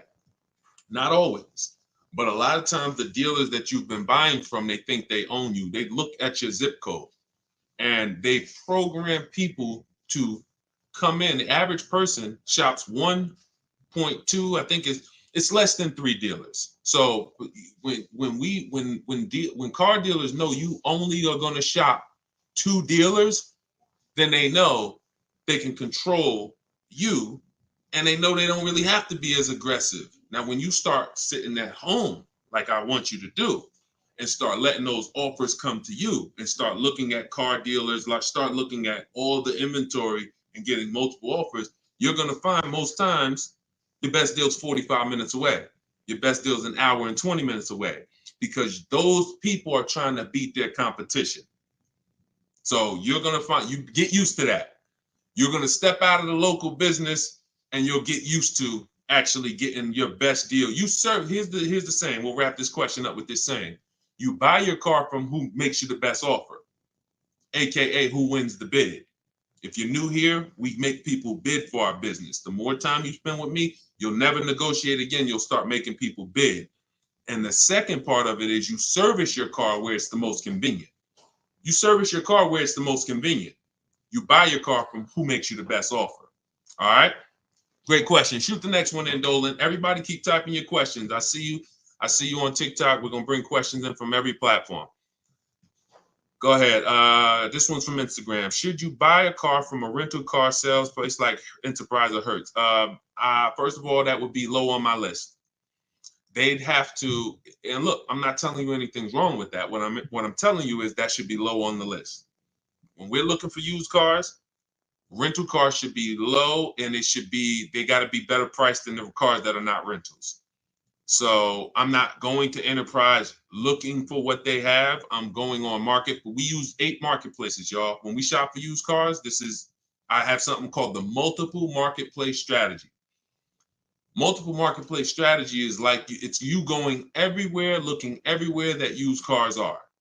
Example, if you were buying a TV, would you walk into Walmart and just say, all right, let me just look at this TV y'all got. All right, y'all want $1,000 for it? But no, you would be online looking at Walmart.com, right? Amazon, Best Buy, and any other website with a TV, right? Type right if that's the way you would shop. You look at someone who just walked into Walmart and say, why are you shopping like that? You see, so we bring the same things to car shopping. Same things. You're going to stay at home and you're going to go on these websites. CarMax is in the running. Carvana's in the running. None of these people we buy from exclusively, they must win the what? Let's go. Type fast. I want to see y'all typing. I want to have this conversation with y'all, but you got to type fast. They must win the bid. So CarMax is there, Driveway is there, Carvana's there, Cars.com is there, Auto Trader is there, Car Gurus is there. We even look at eBay Motors. So everywhere they're shopping, they're putting inventory. That's where we're looking. Now, if a rental car place has their inventory listed there, then they're in the runnings. If they have their inventory listed on their little website and they just want to sell local people these cars, no, we're not interested. We're not interested. Great question. Go ahead. Go to the next one, Dolan. This one's from TikTok. Is an extended warranty worth it if you buy your lease? I don't get why so many people are buying their leases. Make it make sense to me. Used cars. If you're not, see, we're finding that a lot of people buying their leases because they actually don't know how to shop. So when you look at the deals that we get, you in the last broadcast I showed you Freena. You've seen Greg, $527 a month, $56,000 Kia EV6. You've seen Taupe, $690 a month. She leased her car, $690 a month, $54,000 BMW. Now I know y'all are looking like there's no money down on these particular deals, and saying, oh well. If everybody's these don't look like the deals I see on the commercial, that's because they're not. You're not going to get great deals looking at commercials. Ignore commercials. But we found that people are buying their leases because they don't know how to shop. And that's not a reason to buy your lease. Because what you're doing when you buy your lease is you're buying a used car. Now, let's just say you're buying this car and you're keeping it. Because sometimes you say you want to keep the car. 8 years, I have something called the 8-year rule. We do not buy a car unless we're keeping it for 8 years. Why? What's the reason? Because the depreciation is going to ruin you. So when you look at somebody like Taupe's paying $690 for a $54,000 car. Every $5,000 a month, every $5,000 that you borrow on a loan is about $100 a month. Depends on the interest rate. For a 5-year loan. 5-year loan. That car would cost somebody about $1,100 a month. She's paying $690. See what I'm saying? So when you look at the fact that that's probably what a used BMW payment would cost her, but she's driving a new one for that. So if we're not keeping our cars 8 years, this should be your mission. Shopping for a deal like this, not buying a used car that you've already been leasing for 3 years, and now you're about to put a loan on it for 5 or 6 years for the balance. Does that make sense? We are not tying up our time in cars. It's only two purposes. I'm going to get a great lease deal, or I'm going to buy a car I'm going to keep for 8, 9, 10, 12 years. That's it. I want to get you from being stuck in the middle. Go ahead, Dolan. Shoot the next one up. People stuck in the middle lose money. Long-term buyers don't lose money.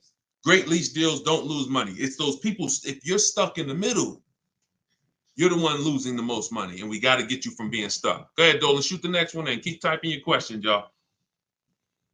All right. This one's from Instagram. We purchased a car just under a year ago. Would like to release it and get something more suitable. Okay. Watch this. When you purchase a car, see, I'm always going to remind you of the unseen expense. When you see this, y'all know, if you've been on the show, if this is your first time on the show with me, type a 1 in the comment. Because I got to see if I'm refreshing people or if I'm actually teaching. First time. I don't want to say, if you're familiar with this, then you know this, when everybody on here, or most of you on here, are brand new. Okay, Susan, I see you. Justin, I see you. First time people, first time. Jay Malav, I see you. Okay, Sean, Go Entertainment, I see you. William, I see you. Christy, I see you. Okay, a lot of first time people on here. All right, so whenever you see me do this, picture, this is the unseen expense, depreciation. Let's explain this real quick. When you buy a car today for $30,000, what's that car worth tomorrow? For those of you who knew, you may not know, we got to type fast because I don't just talk at you, we have a dialogue. What's a car worth today? You buy a car today, what's it worth tomorrow? You bought it for $30,000. What's it worth tomorrow? Let's go. Could y'all keep tapping the screen on TikTok? Keep running those likes up. I appreciate it. As y'all tap that screen, y'all let TikTok know we having serious conversation over here. More people need to be here. Just keep tapping that screen, running those up. I appreciate y'all. Okay, so we got 29. That's not true, Sean Go Entertainment. But I want to let you know, you may have said that, but when you see the other answers, you'll understand. You buy a car today for 30, it is not worth 29 tomorrow. You lose about $3,000, $4,000 if you tried to go back and change that car. So this is answering this person's question who purchased a car just a year ago and would like to go and replace that car. $26,000, $24,000, $25,000. Depends on what the new market is. Depends on what this, but yes, you're going to lose probably 20% of the value in a day. In a day. In a year, you don't drive that car a year, you probably lose total of 20%. That's what you have to understand. You got to understand this car's value. I don't care what your payment is. Payment doesn't change the value of the asset. See, you've been taught, look at the payment. Get me out of this car, get me into this payment. That's why in the intro, some of you saw that video, the worst thing you could do in a car dealership. That video is really what introduced me to the world and letting people know payments can be manipulated, and we don't focus on payments. We want to focus on the asset, the value of the asset. So if you're buying a car, it's going down in value like this, whether you drive it or not. I give you a car today worth 30, you don't drive it 1 mile. Don't drive it 1 mile. I come up to you, I say, hey, Christy, I'm giving you this car. It's $30,000. Deshone, I don't need a car. I already have one. Yeah, but it's yours. Okay, I guess, but I can't drive it. All right, no problem. I come back a year later. You didn't drive that car 1 mile. Is it worth $30,000? Is it worth $30,000, y'all? Type fast. No. That's your intro to depreciation. So if you know that car is going down in value, whether I drive it or not, what's happening when I drive it 12,000 miles? More, it's less, it's worth less, right? What's happening when I drive it 20,000 miles? It's worth less, right? Exactly. So you want to be aware of the depreciations, the unseen expense. So how the heck do we avoid the depreciation hit? One, you don't buy cars and replace them when they're losing the most value. You don't replace a car when it's losing its most value. Now, here's how you avoid the depreciation. You're going to keep long term. When you keep long term, so who has a car outside right now? You've had it for at least 8 years. Type me in the comments. If you have a car not at least 8 years, type me in the comments. Now watch this. I see you, Simply Cam. Okay, I see you, Rob. 9. Okay, I see you, William. I see you, Jay Malone. Okay, could everybody hit that share button if you're getting value out of what we're doing? If you've been on a broadcast, this is what we do. No one's having these conversations with you. Share, because your friend will be mad if they find out you've been listening to me, using this stuff, saving money, and you didn't tell them, and they out here getting killed. Tag one friend, they'll thank you. When you consider the fact that those of you who are on here who said, Deshone, I got a car out there, I've had it for 9 years, 10 years, a year from now, that car is going to be worth about what it's worth today. That means you won. That's the long-term purchase. That's the keeper. You got to ask yourself, step one in my book. Step one in my book is the most important question. My book is called Cars from Home, 7 Steps of Saving Time, Money, and Avoiding Dealerships. It's a digital book because I update it as the market changes. 7 steps. Everything I'm going to teach you is out of those 7 steps. The first one is the most important question, which is, how many years are you keeping the car? If your answer is 8, then I created something called the 8-year rule. You should be buying your cars because your goal is to get to the point where you're like these people that I just asked. The book is in my TikTok bio. Somebody said, where can you get the book? It's in my TikTok bio, 75% off for 30 minutes, which normally $97, but for everybody on here, you can get it for 75% off for 30 minutes in my TikTok or my Instagram bio, or you can go to deshonesbook.com in the comment section, or you can scan the QR code if you're watching us on TV. So you have to really focus, unseen expense. See, why do I have to spend more time educating you on the unseen expense? Because it's the unseen expense. When you just said, when you just did this math with me and said, Dad, I'm losing money, and I haven't been trained to see the money I'm losing. That's why you'll go buy a car and replace it in a year. Because they're switching your payments. They're not switching. They're not telling you the fact you lost $7,000 of value. They're just going to manipulate the loan, put you on a car payment you can afford, and get you to sign off on it. We're done. You're going to understand these numbers because cash buyers would never do this. Cash buyers, if you paid 30 for a car and you came back in 2 months and they said, look, we can only give you 24, you wouldn't do the deal. But payment buyers, you're the one they fool. You're the one who can't see the money. And that's why I have to teach you to see this. So this is where you want to be. Either I'm going to keep my car 8 years. Now, some of you said, well, Deshone, I'll buy used, so I don't have to take that depreciation. But I'm going to tell you something. Buying used is not going to, when you compare, that's not the solution. Buying used or new is for long-term people. 8+ years. Buy new if you can afford to buy new. Buy used if you want to knock 20, 30, 40, 50% off your purchase price and you don't need the latest and greatest. Doesn't change that if you're buying, you should be a long-term person. If you are not an 8-year person, you should be shopping for great lease deals. And I'm going to tell you why. Look at Danielle. Look at Danielle. Danielle leased an Audi, $44,000 fee. And I'm explaining to y'all why you've been taught, well, I'm going to buy used, so I ain't going to take that type of hit. But I'm going to tell you, I'm explaining something to you real quick on how that's not the answer. Leasing is the answer.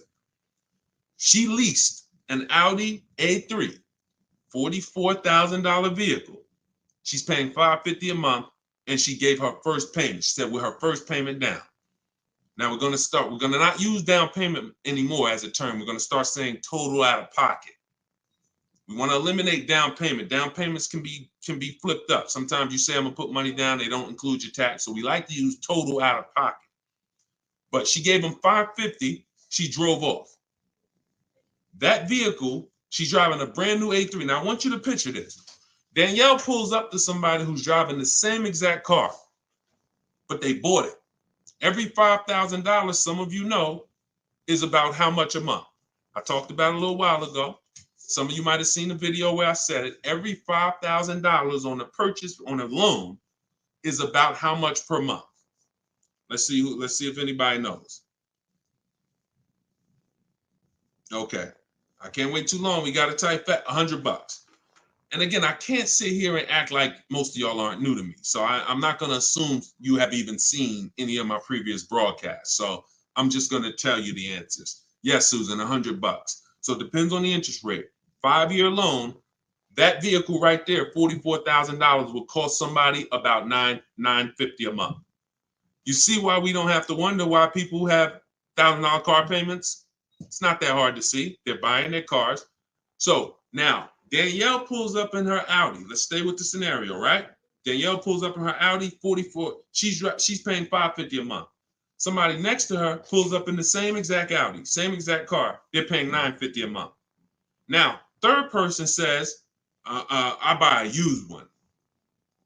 And you can replace the Audi with anything.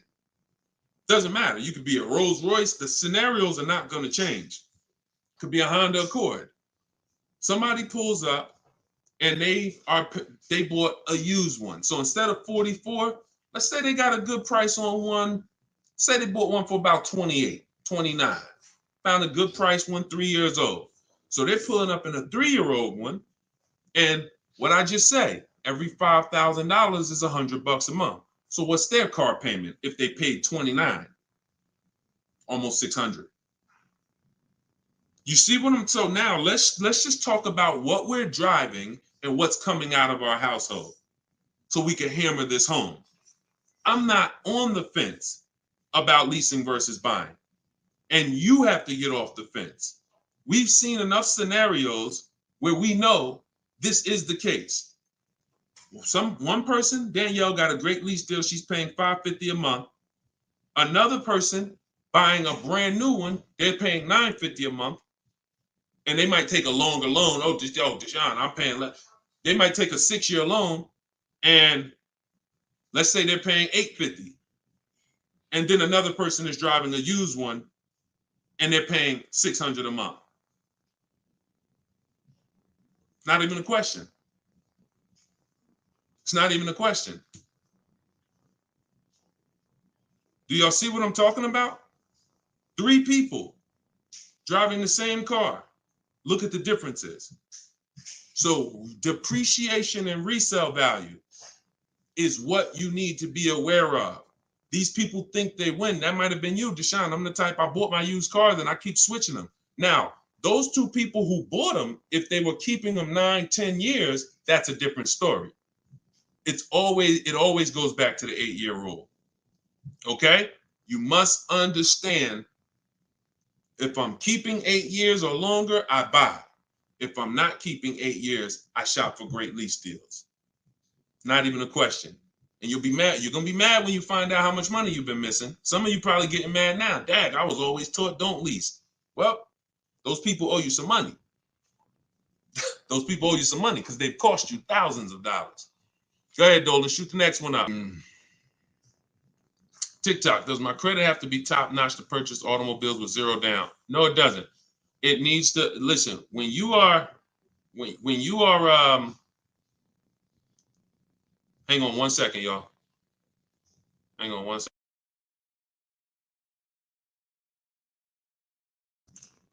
When you are buying vehicles with no money down, it's not a favor. It's not a favor. There's only 2 people who can't get vehicles with no money down. And that's people who are trying to borrow too much money, usually have negative equity that they're trying to roll over, and people who have, your credit is too bad and you can't get financing. But if you go through a company like Limbuzz, this is who we recommend in my book. I recommend this company, Limbuzz, who will work with people with challenged credit, then you won't have to deal with that. The whole point is controlling your own financing. You want to control your own financing. Now, we don't do that by getting pre-approvals. We do that by getting multiple bids. We do that by finding our car and then letting banks bid. I know you may have heard, I don't want any hard inquiries. You don't want hard inquiries until after you found your car. Once you actually find your car, it's okay to get multiple banks to give you a hard inquiry, and they allow this. Experian has an article where they talk about the rate window. You can actually have multiple people run your credit in a short period of time, but no money down is not a favor.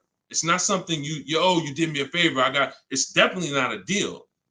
See, because if I gave you a car, it's worth 50,000, but I charge you 60,000 for it, and then I say, but you don't have to do no money down. Is that a deal? I gave you a car, it's worth 50, but I charged you 60, but it's no money down. No, absolutely not. So no money down has nothing to do with a deal. The only people who can't get no money down are people who it's usually a case of you have too much negative equity you're bringing over from your old car, and you're messing up the loan to value ratios. That's usually the cause, because a bank won't let you finance 40,000 on a car that's worth 30. They won't let it. Go ahead, shoot the next one up, Dolan. This one's from YouTube. Deshone, so does it make sense to get a car to have over? Oh, absolutely. Absolutely. This is all you should be doing. If you are a long-term person, listen, whose car is a keeper outside? You have a car outside, you've had it for 8+ years. Outside. This is exactly the goal. This is the goal. You want to actually be planning on that. Because when you actually have your car for more than 8 years, when you know you're going to keep your car for more than 8 years, you do things to make sure, like we do a longevity check. This is step 4 in my book. One of the things we do when we know we're buying a car we're going to keep, we got to go to Google and we got to see what the data is on the car we're shopping for. It's very simple. I type in the year of the car. Very important. You can't just type in Nissan Sentra, longevity. You got to type in the year. And then you're going to type longevity to see what the actual data says on the car. We skim those websites. It'll tell us if the car has transmission issues. It'll tell us if people report that this car has, is reported to last not as long as most cars. So these are the things that we do when we know we're keeping a car 8 years. But if you're not thinking about this, then you're not going to do the things to guarantee, because you could have a goal to keep a car 8 years, and then the car you bought is not known for lasting that long, or is not known for, being reliable at 8 years. So that's why it's the most important question right up front. It's not just for leasing versus buying. It's for programming yourself that this is a long-term thing. I want to make sure I get the right car. I'm not going to get a car that doesn't satisfy my needs and my wants when I know I'm keeping it a decade. You understand? That's the whole thing. But absolutely, plenty of people on here keep cars more than 8 years. But there's plenty of people who don't. Those are the ones who need to stop buying and start leasing. This one's from YouTube. So question, if a person is almost done paying the loan, is it smart to sell it? Wait, hold on. I want to read this right. So if a person is almost done paying the loan, is it smart to sell it and buy new or keep? No, I wouldn't plan on we're mixed in the middle. How many years do you want to keep the car? How many years do you want to keep the car? If you're not keeping, it sounds to me like you're actually not a long-term person. And you should be leasing to begin with, because I used to get people who would walk into the dealership and they would say, "Hey, Deshone, is that the brand new one right there? That's the new model?" And I'm like, "Yeah, that's the new one, just came out." And they would say, "Okay, I got 2 more payments left, then I'm coming back to get that one." So what they were doing was paying off one car, waiting for the title. Literally, they just paid off a whole car, 5-6 year loan. And now they're about to start another loan. It is throwing money out the window. You could actually keep more money if you just opened up your window and threw thousands of dollars out. You would actually lose less money doing that than buying and paying off these cars and then going and starting new loans. Because again, the depreciation is killing you. When you start getting replaced, that same mindset, and you start saying, okay, I'm okay having a payment, because that's usually what's happening. I have a payment, pay the car off, go start another payment. Once you realize that I'm cool with that, but I want a better car and I want to pay less, then you'll be leasing. So I would tell you, it sounds like you're not an 8-year person, you're not a long-term person, and you should start shopping for leases, and you're going to save hundreds of dollars every month, and you'll have better cars because you don't have to drive cars that are out of warranty and be on your own. Okay? Go ahead, shoot the next one up, Dolan. All of this is out of my new book, y'all. Everything you will ever hear me teach. Some of you have watched my watched my social media videos. All of it is based on a formula and a system I created for car shopping. It's a 7-step system for car shopping online. That's why my book is called Cars from Home, 7 Steps to Saving Time, Money, and Avoiding Dealerships. You can all get your copy. You can get your copy for 75% off for the next 30 minutes. In my TikTok bio, in my Instagram bio, it'll be in your inbox. You can use it immediately, and not only immediately, you use it for the rest of your life. Because the reason it's a digital book is because I update the book regularly. Anything changes, I update the book. We used to have Vroom in our, Vroom was in our strategy. They used to get bids. We used to get bids from them. They went out of business a couple months ago. I went right in, I updated the book. I didn't have to say to everybody, hey, guys, you got to get volume 2 of my book, because Vroom's no longer there. So a digital book allows me to continually update and keep things fresh. So you can get your copy for 75% off in the comment section, or you can go to my TikTok bio or Instagram bio. 30 minutes, then the price goes back to $97.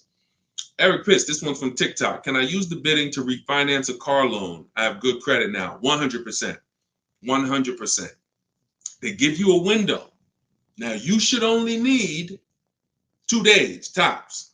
You Google every single, and let's talk about refinancing. As many people bid as possible. You got a window of 14 to 45 days. You'll be way under that. It'll weigh as 1 inquiry when you finalize the loan. It'll weigh on your credit score as 1 inquiry. But you must do it because, y'all, why do you think there's companies that just want to loan us money? The money business is very lucrative. There's companies and banks and credit unions that only want to loan us money. They don't sell cars. That should be a hint. There's a lot of money in lending. So what we need to do is take shopping our loan rates seriously. We separate our transactions. So listen, let's stay focused here. You're gonna now call your bank. You're either go on their website, your credit union, or go on their website. You're gonna look for online lenders. Go on their website. You want as many people as possible competing to make sure you save all the money. But I'm going to give you a very important caveat here that you want to keep in mind. Everyone that loans you money wants to loan you more for longer. The longer you have a loan, the more money they make. So what they're going to do is they're going to show you what it looks like if you take a long loan. You've already paid for a year or 2. I don't know how long, but you've already been paying for some time. Once you take another long loan, now you've essentially defeated a little bit of your purposes, because you're going to give some of that money back in interest. Take the shortest loan that you can afford the payment on with the new interest rate. So if you were paying, let's say you had a 6-year loan at 11%. When you refinance, don't refinance into another 6-year loan at 7%. Refinance into like a 4-year loan at 7%. Whatever that payment is that you say, all right, I could afford that payment. Because they're going to try to sell you on the low payment. Well, if you do 6 years, you could pay $300. Yeah, but you can always pay it off earlier. Don't fall for that. You want to make sure you look at what's the lowest, shortest term with that new interest rate, so you can get that loan out of there faster. Okay? That's how you do it. Good question. Shoot the next one up, Dolan. All right, so this one's from YouTube. Milton. So back in 22, I purchased my dream truck. 2023 GMC Denali, brand new. I don't depend on trading it and my monthly payment's $1,095. Let's not forget the truck is $83K. Am I paying too much money? Well, I don't know how long the loan is. So you could be paying $1,095 for 8 years. You could be paying $1,095 for 5 years. You see what I'm saying? So that's why payments are not always the important payments. How much did you pay for the truck? You understand? See. It's the price of the vehicle that we focus on, not with leasing.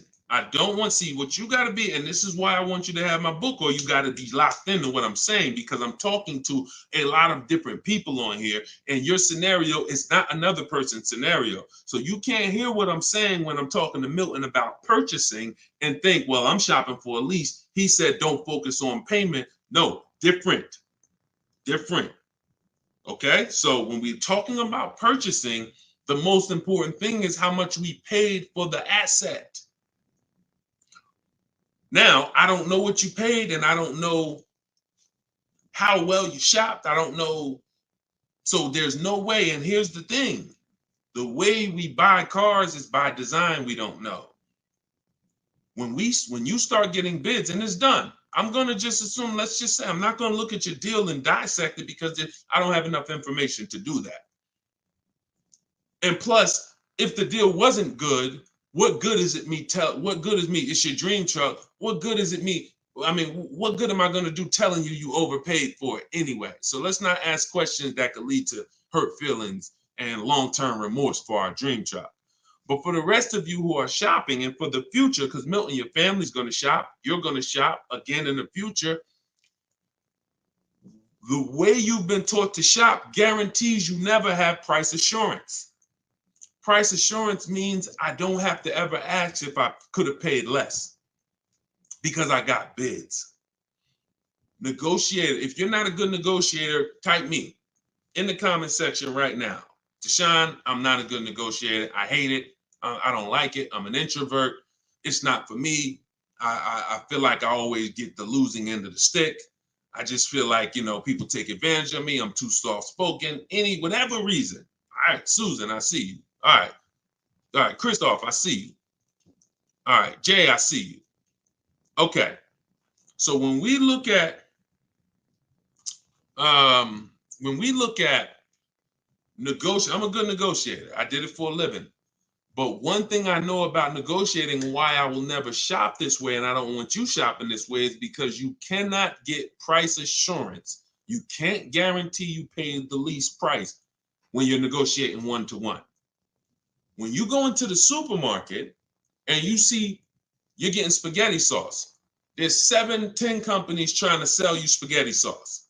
They're all like, hey, hit me this week, Prego, I'm on sale. Vitellini, I'm on sale. Hey, Ragu, they're competing. Everyone competes for our business except car dealers. Everyone wants to compete.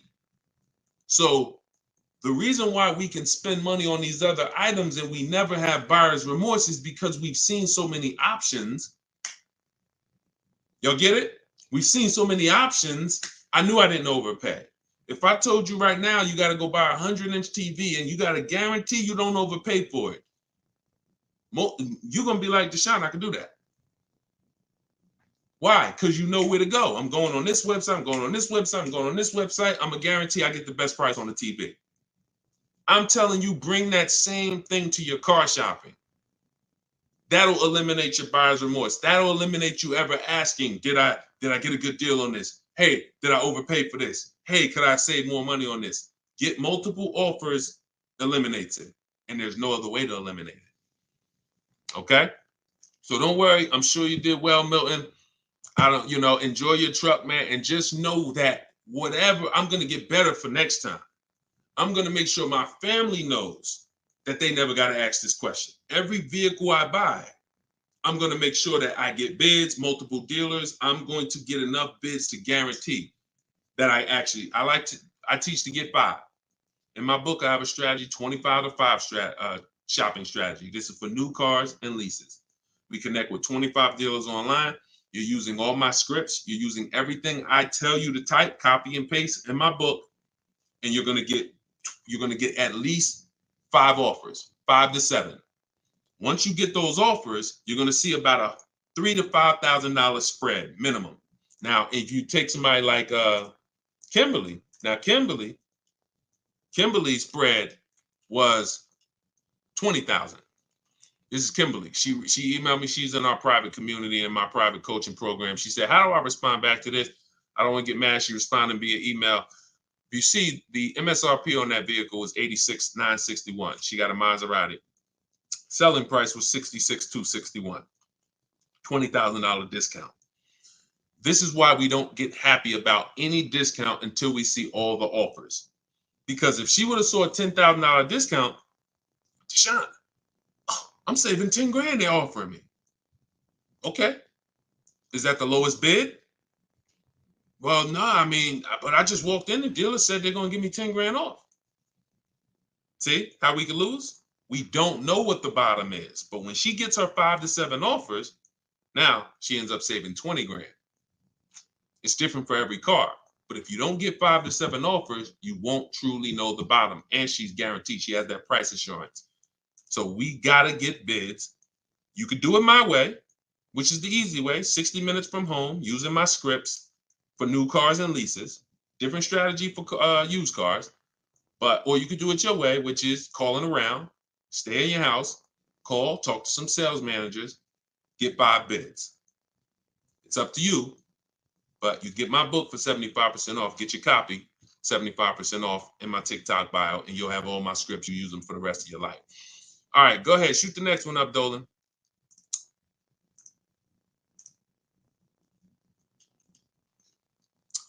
This one's from TikTok. It's 2024. What year should you be looking for if buying? Doesn't matter. You know, your question is new car or pre-owned car.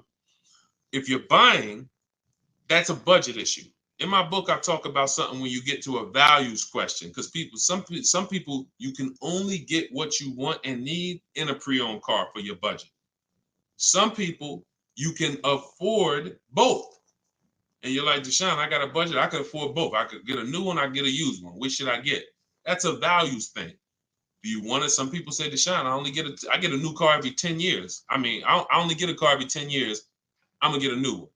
Some people said, I don't, you know what? I'm gonna knock 30% off the price. I'm gonna get a pre-owned. It's up to you. But budget dictates usually whether you're gonna get a new or used one. But you know, I would get the best car for my budget if I could afford. Now, here's the key. Here's something very important.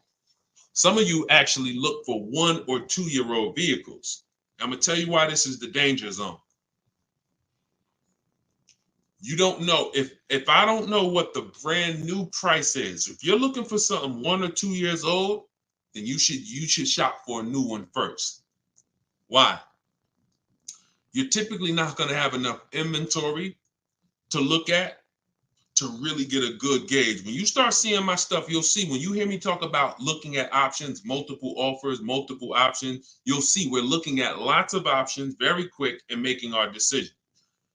When you have only the only way dealers get pre-owned cars is someone trades it or they buy it off lease. And the average time, not many people buy a car and turn around and trade it in a year. So you're going to have a hard time finding a 1 year old car. You might not a lot. You'll find a lot of them. You won't find a lot of them. And when there's not a lot of them, what does that give us? What is the potential for it? Overcharge. If the dealer knows there's not a lot of them, I might overcharge you. Now, here's the problem. Here's why you must shop for a new one first. Let's say the brand new market on that vehicle is my best offer. I could save 5-6 grand. Let's use a vehicle that has like $6,000 in rebates and I end up saving 10 grand. If I could get a new one and save that kind of money, $40,000, and I end up buying it for 32, 33, whatever, 34. Now that's going to dictate the market, because some people will look at that 1 year old one for 32 and be like, okay, I like that price. That's a problem. That's a problem. Because why the heck would I buy a 1 year old one for 32 if the new market is I could get a new one for 34, $2,000 more, I get a brand new one. This only happens when we're looking at cars that are very new, 1 or 2 years old. If you're looking for a 3-year-old one, there's going to usually be lots of options, lots of inventory. 4 years, lots of options, lots of inventory, and you don't have to worry about that. Cool G said you answered my question. That's typically what happens, because a lot of you in here, although there's a couple scenarios, a lot of you in here, you got to realize your scenario is not unique.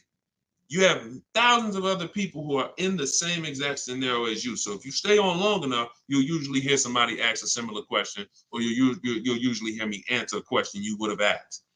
But yeah, that's the first thing I would say. Focus on, if you're buying a 1 or 2-year-old one, you always shop new first. We got to know what the new market is to know what we should be saving on a 1 or 2-year-old one. If you're buying 3 or 4 years old, then you don't have to worry about that. Go ahead. Shoot the next one up, Dolan. Instagram. I always think I get a good deal, but then I don't. Bids.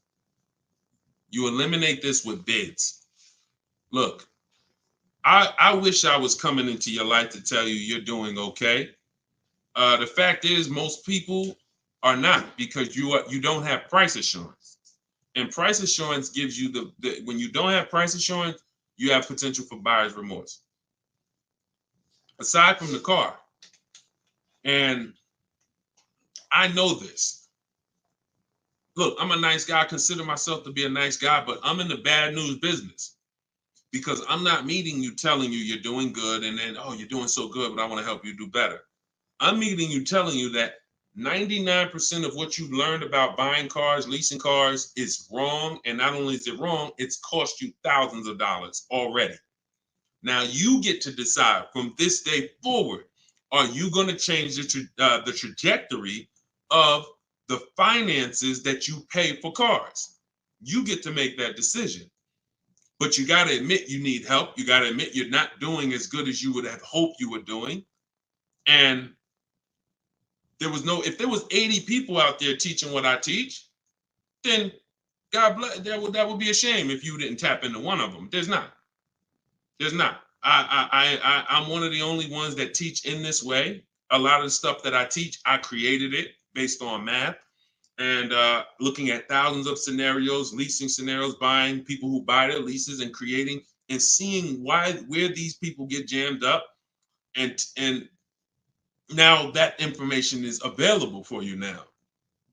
But in order for you to actually win, you have to admit that I need that. So if you think you're doing bad and you're like, yo, I'm done doing bad, this guy is here. He helps people. He's got proven track record. I got over 2 million followers on social media.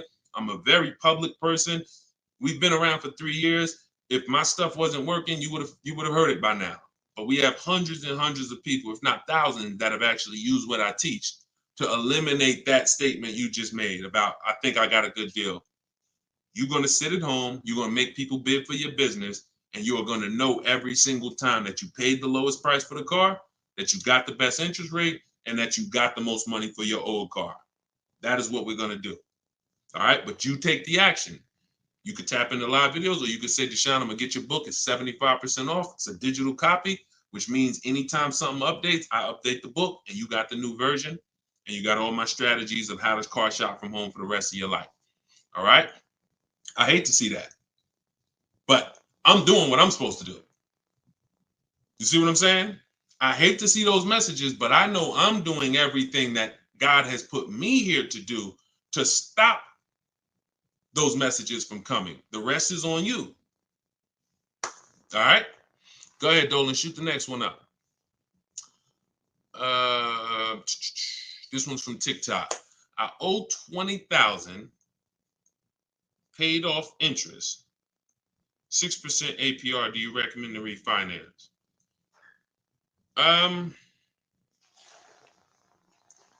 Depends on how low you could get. You know, rates are pretty high right now, but you know, I mean, maybe you don't go through the hassle of refinancing to save, you know, half a point. You know, that's tough. If you can't save a good amount of money refinancing, can't drop your, you know, but at the same time, money's money. So if I could save 1 point, that might save me $500 on my loan. 1 point on my interest rate might save me $500. So, I wish it was a site that shopped. In fact, we maybe in the future there will be. We're working on creating something like this where you actually can have these banks just automatically tell you through a soft credit approval what the rates would be, so you don't waste your time. But that's tough, especially because we're in a season right now where rates are high. So I mean, you might find out that you based on where rates are right now, that's actually a pretty good rate. In which case, it wouldn't make sense to refinance. I wish it was easier. Trust me, some stuff I wish was easy. The products don't exist. The websites don't exist. So anytime y'all see me talk about stuff like that, like it's because these things don't exist yet. And one day we hope to create them. Go ahead, shoot the next one up, Dolan. Great question. Great questions today. Absolutely, Matt. Yes, it would be great. That's why we're working on creating it. Okay. Yep. Come on, keep typing. We got a good we got a good amount of time left. We're going we'll probably stay on for another 15-20 minutes or so. When is the next time? Oh, when is the best time to purchase a car? Eric, I'm grateful for this information. My pleasure. That's what I'm doing. And listen, shit, look, could y'all run the likes up on TikTok? Tap the screen. If you're getting value out of this, before we answer this question, if you are getting value out of what we're talking about right now, type a $sign. Type a $sign if you're getting value out of what we're talking about. Y'all gotta understand something. Your people are out there suffering. They're losing. Look, in a nice way, I'm telling you, and you are saying to yourself, the more you hear me talk, the more you're saying to yourself, Dad, I've been doing this thing I've been doing this thing wrong. You were taught that. So you saying to yourself, if I haven't been doing half the stuff Deshone is talking about on this broadcast, I could only imagine how much money it's cost me. That's all going through your mind. That's fine. But you're in a place where you can now take action and change. Your friends are out there right now at car dealerships losing. This broadcast doesn't grow unless you tell them. Unless you tell your coworker, hey, you buying a car? Hey, you go to Deshone the Auto Advisor page. He does these live shows. Get your questions answered. This is where we have to get to. This is where we have to get to if we're going to really make a change besides, changing our own bank accounts. That's the goal, but then we go and we help others. So I'm glad to see a lot of people getting value. All right, so let's do this. Let's answer this question. This one's TikTok. When is the best time to purchase a car? So this is marketing. Marketing wants to tell you there's a best time to come in. Now, imagine you own a business where the customers are so trained that they come in the same time every month, no matter what. That's the end of the month. So the car business has, through years and years of marketing, told you the end of the month, the end of the year, best time to buy a car. Imagine that. You got a barbershop and everyone knows end of the month come in, you just get a line out the door. But the fact is, there's no better deals being done that day than shopping multiple offers throughout the month. Here's why. They've told you, well, dealers want to make their numbers. Well, dealers are trying to make their numbers from day one. And when they see, we used to look up sometimes and we knew we had to do 250 cars for the month, 325 cars for the month. We look at the books, it's the 9th of the month, we only got 30 cars sold. What do you think is happening? We're getting a little nervous. We're not pacing to hit our numbers. Opposite end, I've seen months where we are ahead of schedule. What does that mean? We might hit our numbers on the 27th of the month, the 26th of the month. It doesn't matter. The best dealers are trying to hit their numbers throughout the month. So when it's the 9th of the month and no one's in the dealership and no one sold the car today and it's daggone tumbleweeds going through the showroom and everyone's praying for a customer, What do you think happens when a person reaches out then and says, hey, I'm looking for a car? But marketing tells you otherwise. Marketing says no matter what, coming at the end of the month. So there is no best time to buy a car. Here's what I would tell you. There's a best time to be in the market. In my book, I teach something, and I always teach this: 2 dates. Your no later than date and your as soon as date. No, as soon as date is the soonest day you can accept a deal. The soonest date you can accept a deal, that we call that you're in the market. That's step 5 in my book. In the market, looking at offers on websites, ready to take an offer down if it looks good. If a bid comes in and it wins, we're in the market. We don't do that until we can accept an offer. Now, once that's done, once we've established our as soon as date, we need to ask ourselves, what is our no later than date? Your no later than date might be end of the year. You might be saying, I got a kid going to college. I got to get a car by the time they go in the fall. You might be saying, I get a car by end of this month. That's your no later than date. Now, the time in between those 2 dates, that's our leverage. Because this is how long you can say no. This is how long you can look at offers and say, no, sitting home, using the way I teach you, look at used cars, look at the used car market, look at the new car offers, look at the lease bids you're going to get, the quote you're going to get. No, you know what? I'll reach out next month to see what the programs are, because programs change every month. Used car trends change every month. So when you're in the market early, there's so many benefits. Car not coming for 6 weeks. I want a black car. It won't be here for 6 weeks. A person who's coming in the dealership today and they need a car today, they can't get that car. You can. So being in the market early allows you to establish contact with dealers. If you're shopping for a new car or lease, establish contact, get bids, look at offers, say, you know what, I'll follow up next month. It also allows you to be top of mind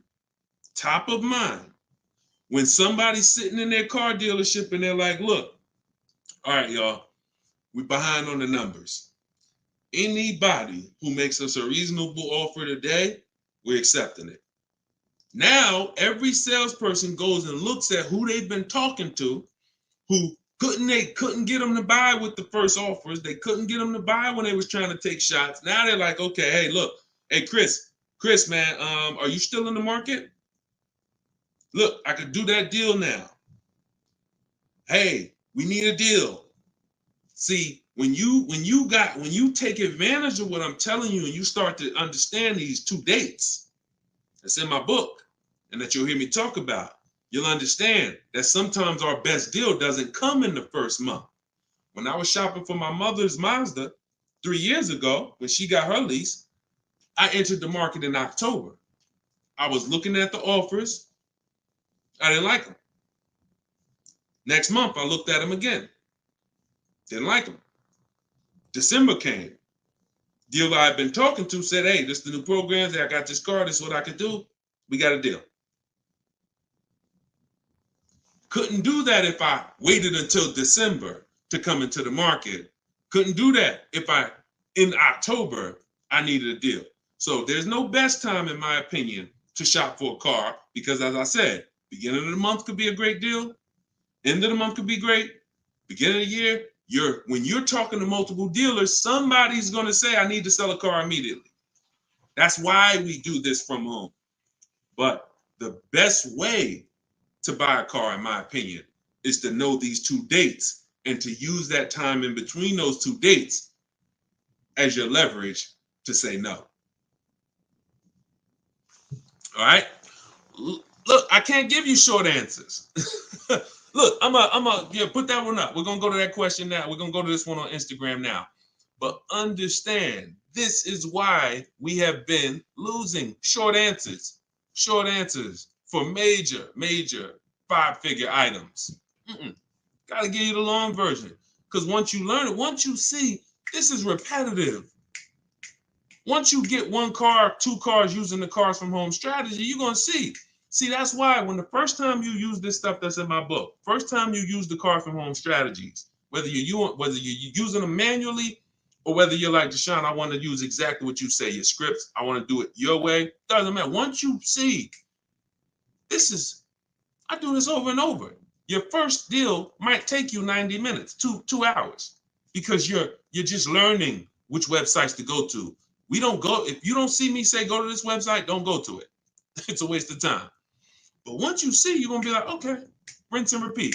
You'll go from getting cars in 2 hours to 90 minutes from home to 60 minutes from home to me, I can get any car I want.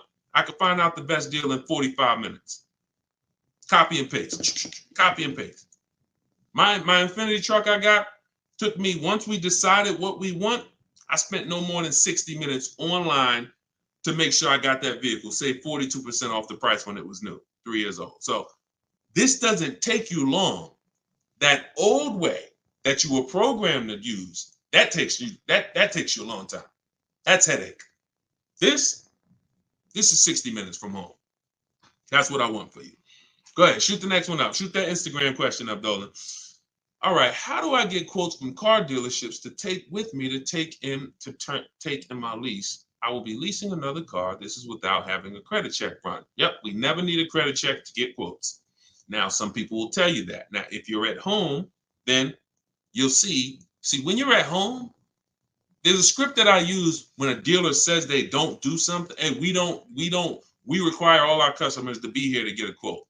Okay, well, I'm talking to a couple of dealers. No one else has said that. Should I remove you from the list? See what I'm saying? You're gonna see when you're using Deshone scripts, you saying what I would say. you see what I'm saying? So if you are in a dealership, I can't help you. I don't even want to even talk about that. I'm not going to tell you how to go, and it's like oil and water. Somebody called me back when I was first coming out the business and I was first starting this education business, and they said, Deshone, somebody told me to call you. I'm in this Toyota dealership, man. I'm trying to see how do I get the price down on this car? I said, get up and walk out. Get up and walk out. Because if you're in an 80% dealer, you can't, no matter how much they take off, you lose. The only way you're going to win is to sit at home. I can't tell you how to mix the old way of shopping where you have no leverage, where you have no price guarantees, where you leave, no matter what price you get, you always wonder, could I have done better? I can't tell you how to mix that with what I teach. But if you're willing to unlearn that and say, okay, that's what the car business taught me. That's what I learned it from my parents. That's what the car business taught my parents. But no, we're going to do this. I'm going to use what Deshone teach. This is a car salesman, 14 years. Now he's educating us from an insider standpoint. You come out of that and you sit at home and you call and you could do it manually. You could do it manually.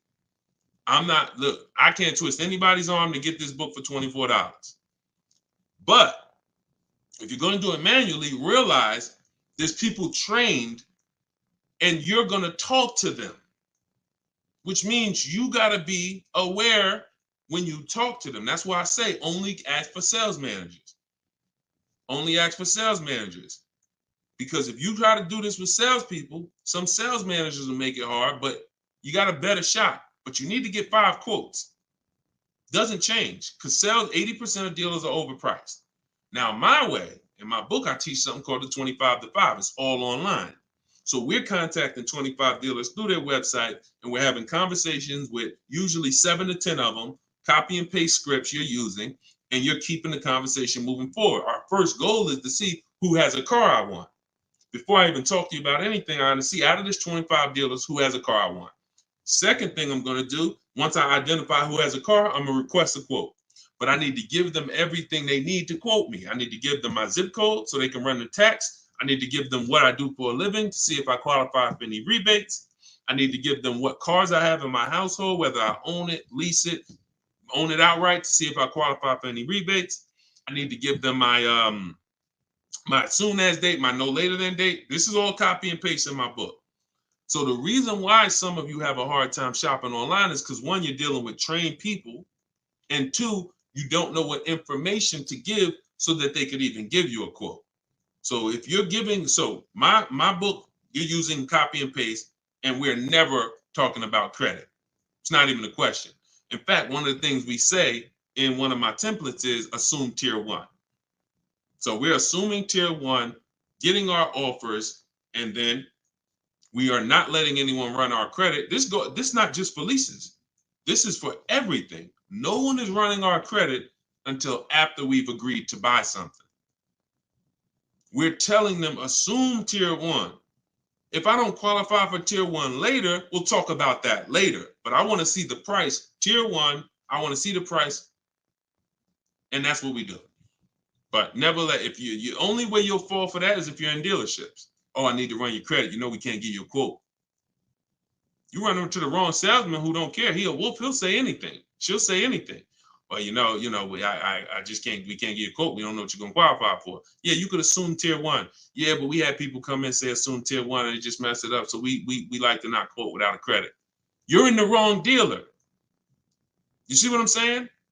These people are by design. We're trying to run them out of business. When more people, this is why we're trying to get this broadcast out. Because until more people start shopping online, they're going to continue to do that stuff. See, as more people shop online incorrectly and walk into dealers, they can get away with doing this stuff.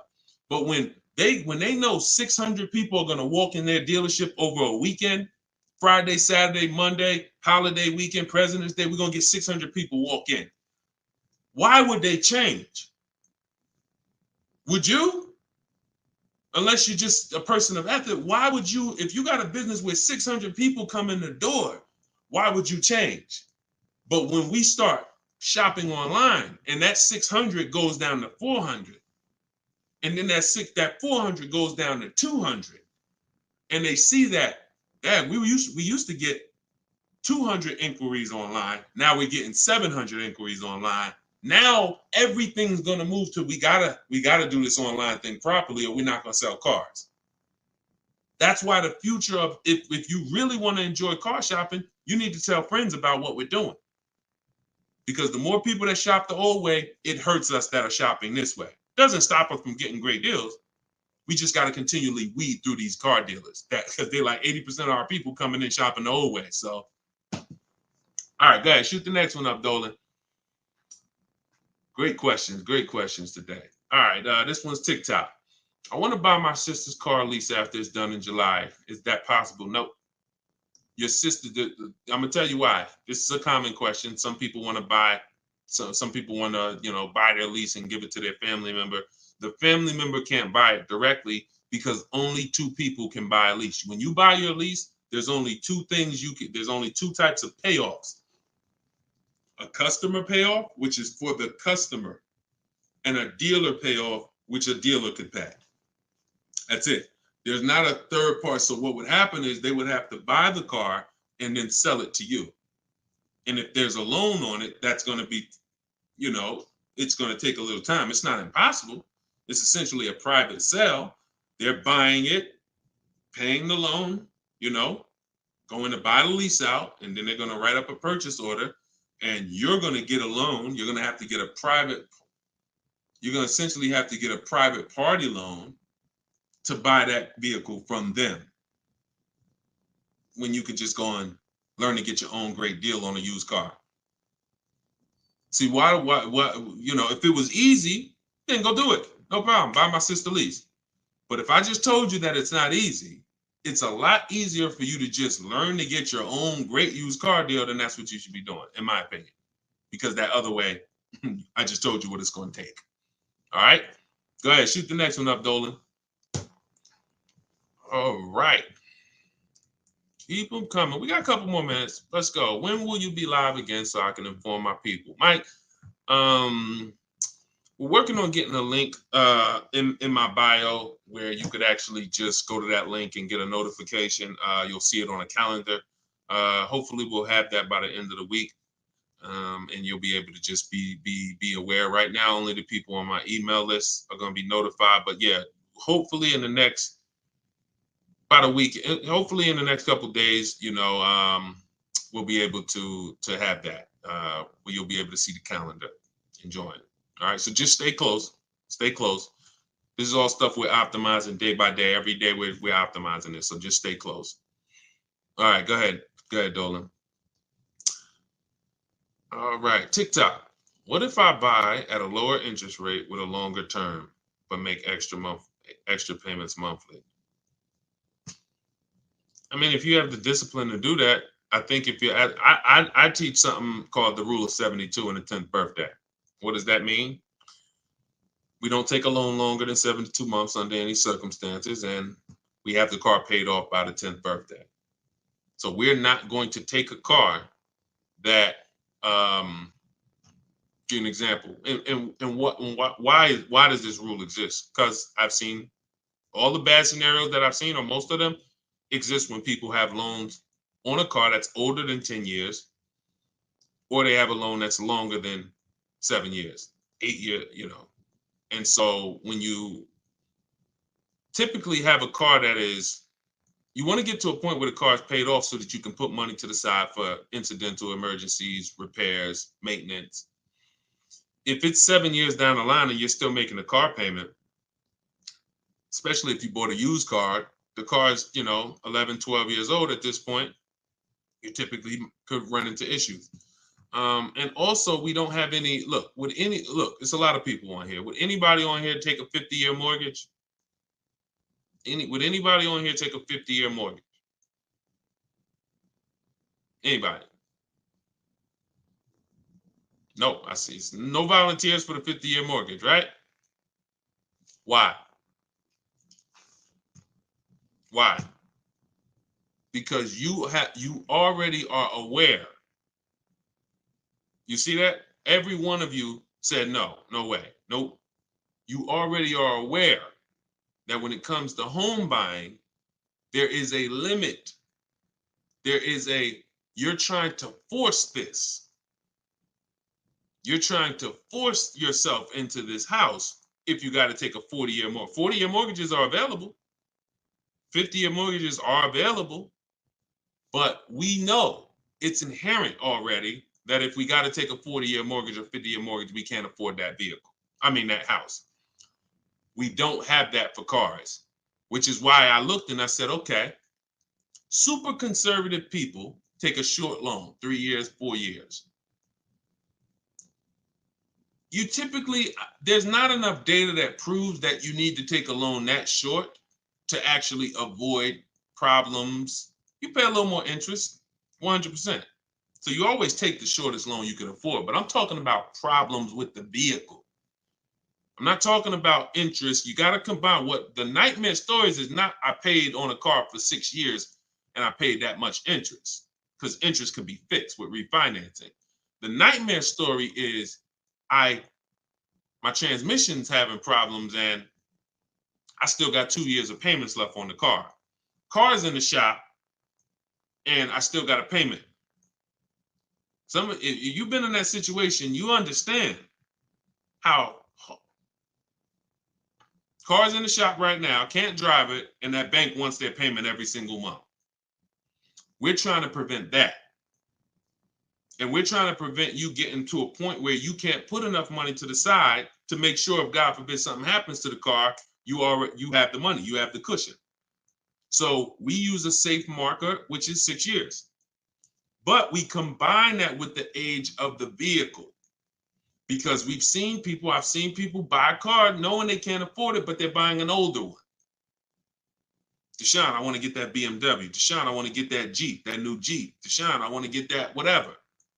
Okay. But the one you want, in order to get it where you want it at, you got to take a 7-year-old one. 7-year-old one, you need to pay cash for that vehicle. Why? Because what you're going to do, if you tie a 6-year loan to that 7-year-old vehicle, now that vehicle's 13 years old before it's paid off. So when that transmission goes, or when things start happening because the vehicle's 9 years old, 3 years, now nightmare. So I had to create these boundaries. You don't have to use them. You can step over them. It's okay. But now you know there's boundaries. See, I'd rather you know. If you get my book, you get your copy, you get your book, Cars from Home, you'll see full of boundaries. Full of boundaries. Strategic moves, strategic shopping, ways to look at car. Okay, when I'm buying a used car, I need to make sure the Carfax look like this. I need to make sure that boundaries. You've never had them. So if you step over them now, at least you know you're stepping over a boundary. At least you know you're taking additional risk. See, if there's no speed limit, how do we know we're speeding? Once they put, oh, speed limit 65. Okay, now I know when I step over that, I'm breaking a boundary. So this is what we are bringing to car shopping. Based on horrible circumstances that we're trying to help you avoid. Like buying a car and then it breaks down and you still have a loan on it. So that's the thing. Rule of 72 on the 10th birthday. We don't take a loan more than 6 years, and we have to have a car paid off by the 10th birthday. So if we're buying a 5-year-old car, we can take a 5-year loan. If we're buying a 6-year-old car, 4-year loan. If we're buying a 3-year-old car, then we can take a 6-year loan. Not a 7, because we're not going past 6 years. So we can't have the age of the car and the years of the loan be more than 10. That's going to create a lot less risk. Now you said, Deshone, I can't get the car that I want with a 6-year loan. I can't get the car that I want. That means you, in our minds, you can't afford the car. You can do what you want, but at this point, if you got to get a 7-year-old car and you got to put a 6-year loan on it, you can't afford that car. You can go do it because you're grown. You can do whatever you want, but you're taking a lot of risk. And that's all I want you to know. So if God forbid something happens, or if it doesn't happen, you're like, man, I made out. That was a little risky. But if something happens, you can say, Dad, took a little risk and I shouldn't have. You understand? All right. All right, we're an hour and 22 minutes in. You know we could go all day, y'all. I really want to continue to. All you guys are chatting with a video recording. Slade, you see what I'm saying? This is what I call confidently wrong. You know what I'm saying? Person comes in. You know look. How you feel, Slade? How you feel? All right, so look, y'all. We'll wrap it up. I will see y'all on the next one. Like I said, in the next couple days, we should have a link in the bio where you'll be able to see exactly when we're live. Jump on.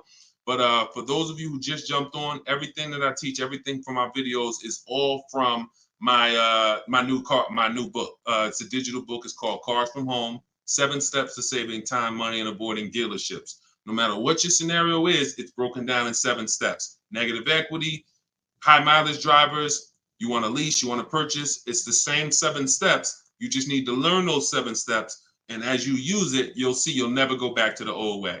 You'll never go back to the old way of shopping again. Once you start getting great deals in 60 minutes, 90 minutes from home, making people compete for your business, and you can get your copy for 75% off for 30 minutes. After that, it goes back up to $97. So you can go and you can actually click the link in my TikTok bio, grab your copy, or click the link in my Instagram bio, grab your copy, or you go to Deshone's book in the comment section, or scan the QR code.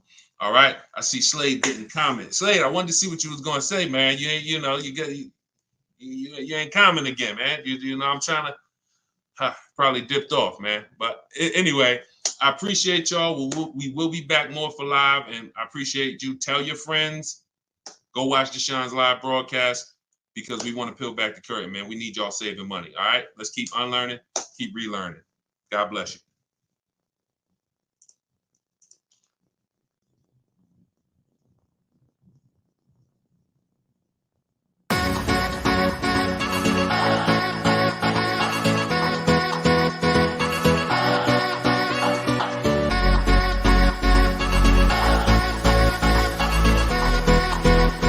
The worst possible thing you could say when you walk into a car dealership. I spent 5 years with Mercedes-Benz, 5 with General Motors, and the worst thing a person could say when they walk in is, if you could just get me to this payment, we got a deal. So your loan's probably still like 19, which means you got to pay to get out. You're upside down. It's called negative equity.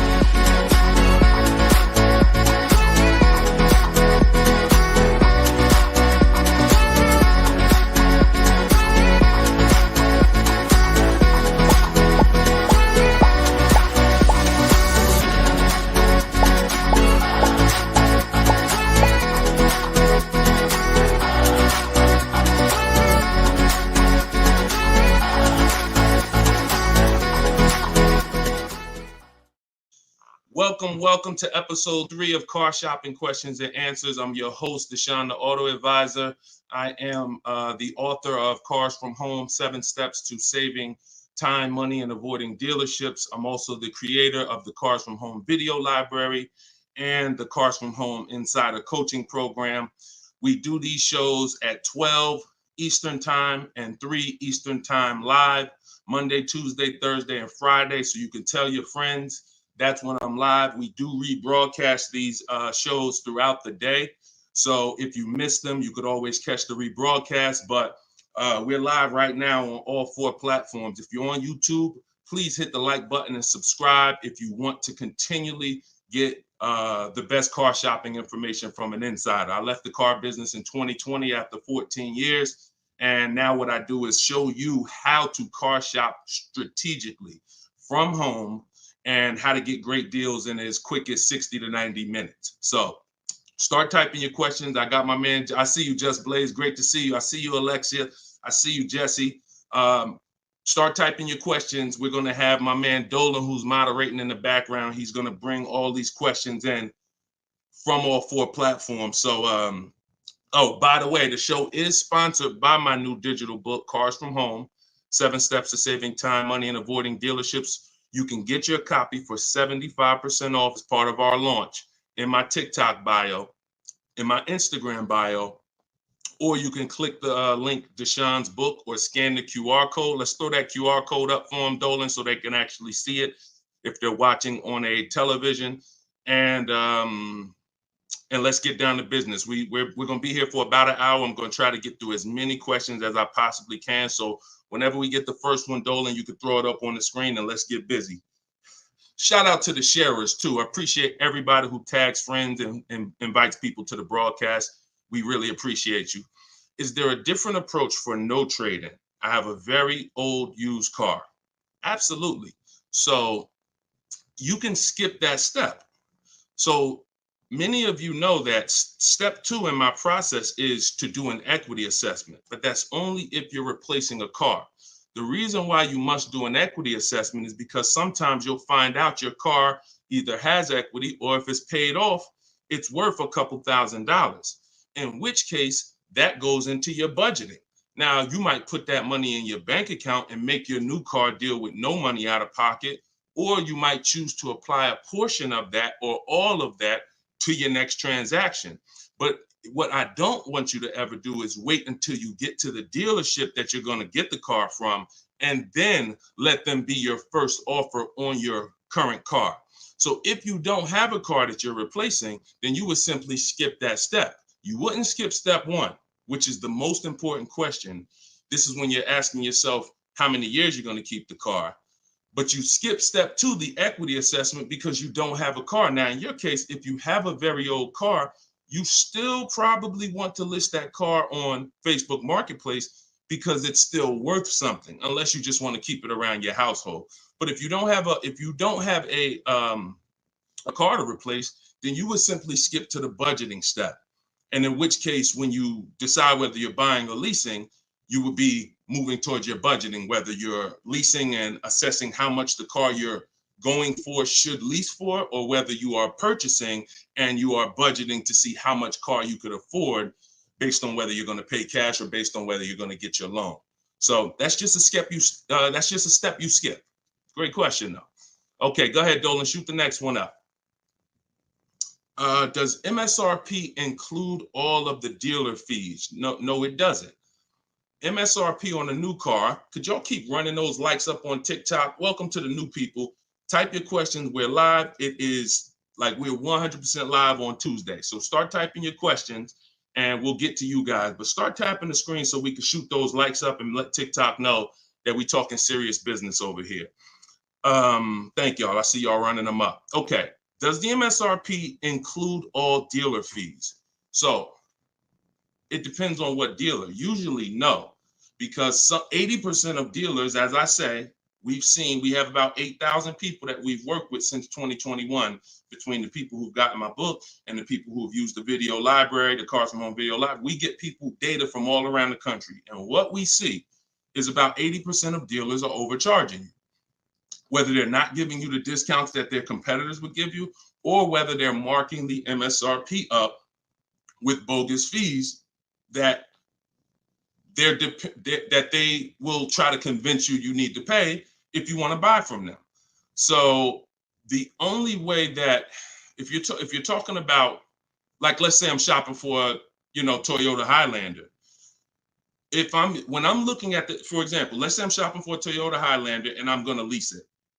When I'm budgeting for a lease, our goal is to always assume about a 1.25% lease.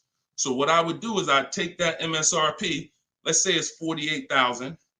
I'd multiply that by 0.0125. That's going to be $600. $600 a month is what that vehicle should roundabout lease for when I find the best deal, which means one dealer beats all their competitors. And I'm not going to assume this to be the best deal, because we've had people who got 1% leases or 1.1% leases. We've also had people who get the best offer is going to be 1.4%. But what we're doing is we're using that middle portion. Some of you know 1.5 is the absolute max. You don't want to pay over 1.5. If I took that same vehicle, we'll do a lease scenario and then we'll do a purchase scenario. If you took 1.5 and you multiplied that by that same MSRP, now that's $720 a month. Above this, now we're paying too much for a vehicle we're going to be giving back. And the purpose of a lease is to avoid the natural depreciation that someone who's buying is going to take, and also to drive a lot of car for the money we're paying. So the lower percentage we pay relative to the MSRP, the better the deal. So everyone's going to charge different things. That's why we must get bids. We can't depend on a dealer who's going to say, oh, I'll honor the MSRP. And if I'm purchasing, then some dealers are going to not charge that same vehicle, that same $48,000 vehicle. Some dealers are going to charge $49,000 for it. Some dealers are going to charge $50,000 for it. Some dealers are going to charge $48,000 for it. And some dealers are going to charge less for it. We don't know who's who, which is why we must get bids. And part of what I teach is, and pretty much the gospel of what I teach is how to get bids online using dealers' websites so that we can sort for the best deal. We're not negotiating for the best deal. We are sorting. Good to see you, Yank. Even though you went a little left on the program yesterday, I saw you. But I'm here now. So go ahead, shoot the next question up, Dolan.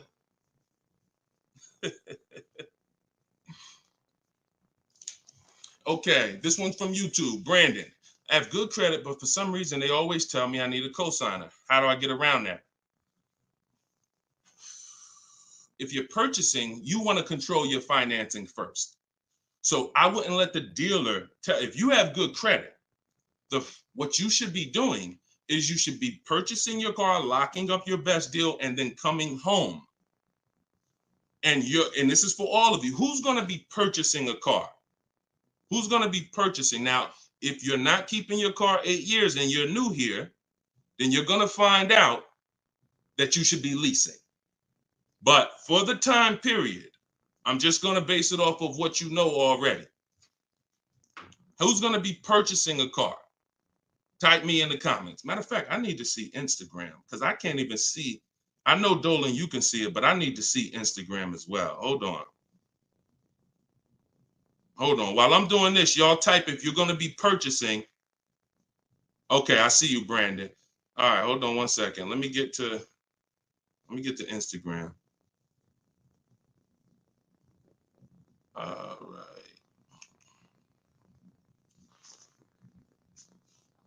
Hold on, give me 1 second. All right, I can see Instagram now. Hold on.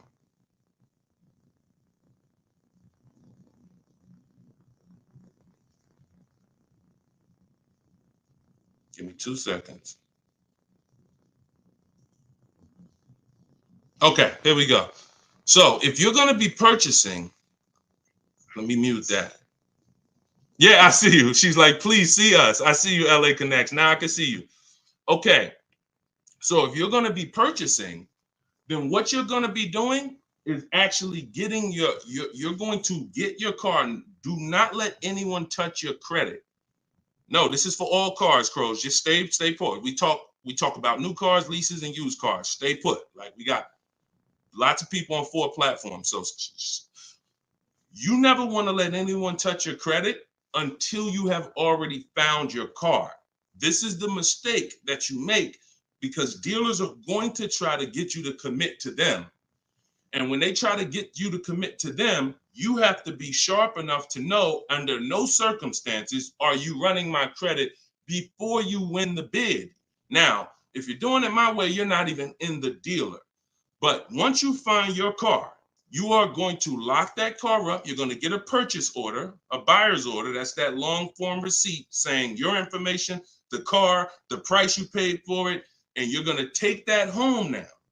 And that's when you are going to now go online or go to your bank or your credit union's online website, and you are going to now do hard inquiries and let all of these people access your credit so that they can bid for your interest, for your loan.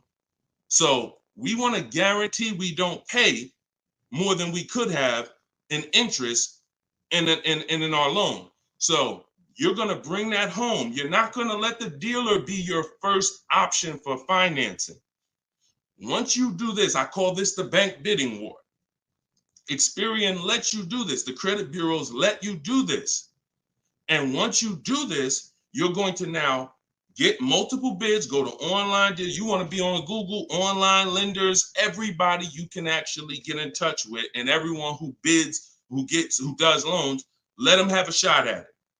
If you do this within the 2 days that I'm teaching you to do it, it's going to weigh on your credit like one hard inquiry. You'll see all the banks listed, but the effects on your score will be the same as one hard inquiry. This is called rate shopping. So you come home, you let them access. Now, as soon as you get the best offer, that's when you are now going to call the dealer who you have the car locked up with. And that's when you're going to say, hey, I got this offer. Now, if you can beat it, I'll give you the business. Okay? That's how you do it. That's how you guarantee. And if you look at that process, it'll work every single time. And your goal is to make sure you never leave any money on the table with a lender. And if you do that with the dealership first, you're going to leave money on the lender and on the table. And you're at their mercy. That's the bank bidding war. All right? Go ahead, shoot, and feel free to ask any follow-up questions. Go ahead, Dolan, shoot the next one up. This one's from Instagram. How do I get out of negative equity? There's 3 ways. 2 of them lead to a car, 1 of them don't. First is you do an equity assessment. The equity assessment is when you call the bank, find out your payoff. Once you get your payoff, you're going to go to, this will take you 20 to 25 minutes to do. Everybody who has negative equity, focus on this right now. You're going to go to CarMax.com, Driveway, Carvana, Kelly's Blue Book Instant Cash Offer. Do not use KellyBlueBook.com. Kelly Blue Book Instant Cash Offer. Our cars are only worth what someone's willing to cut us a check for. That's all they're worth. So these companies I'm giving you make you a cash offer. That's what we want. Kelly'sBlueBook.com. Instant cash offer. Car Guru, sell my car, and Auto Nation, sell my car. That's going to get you 6 offers. Now your best route to go is whatever your negative equity is based on those offers. If you can pay the difference, that's where you want to go.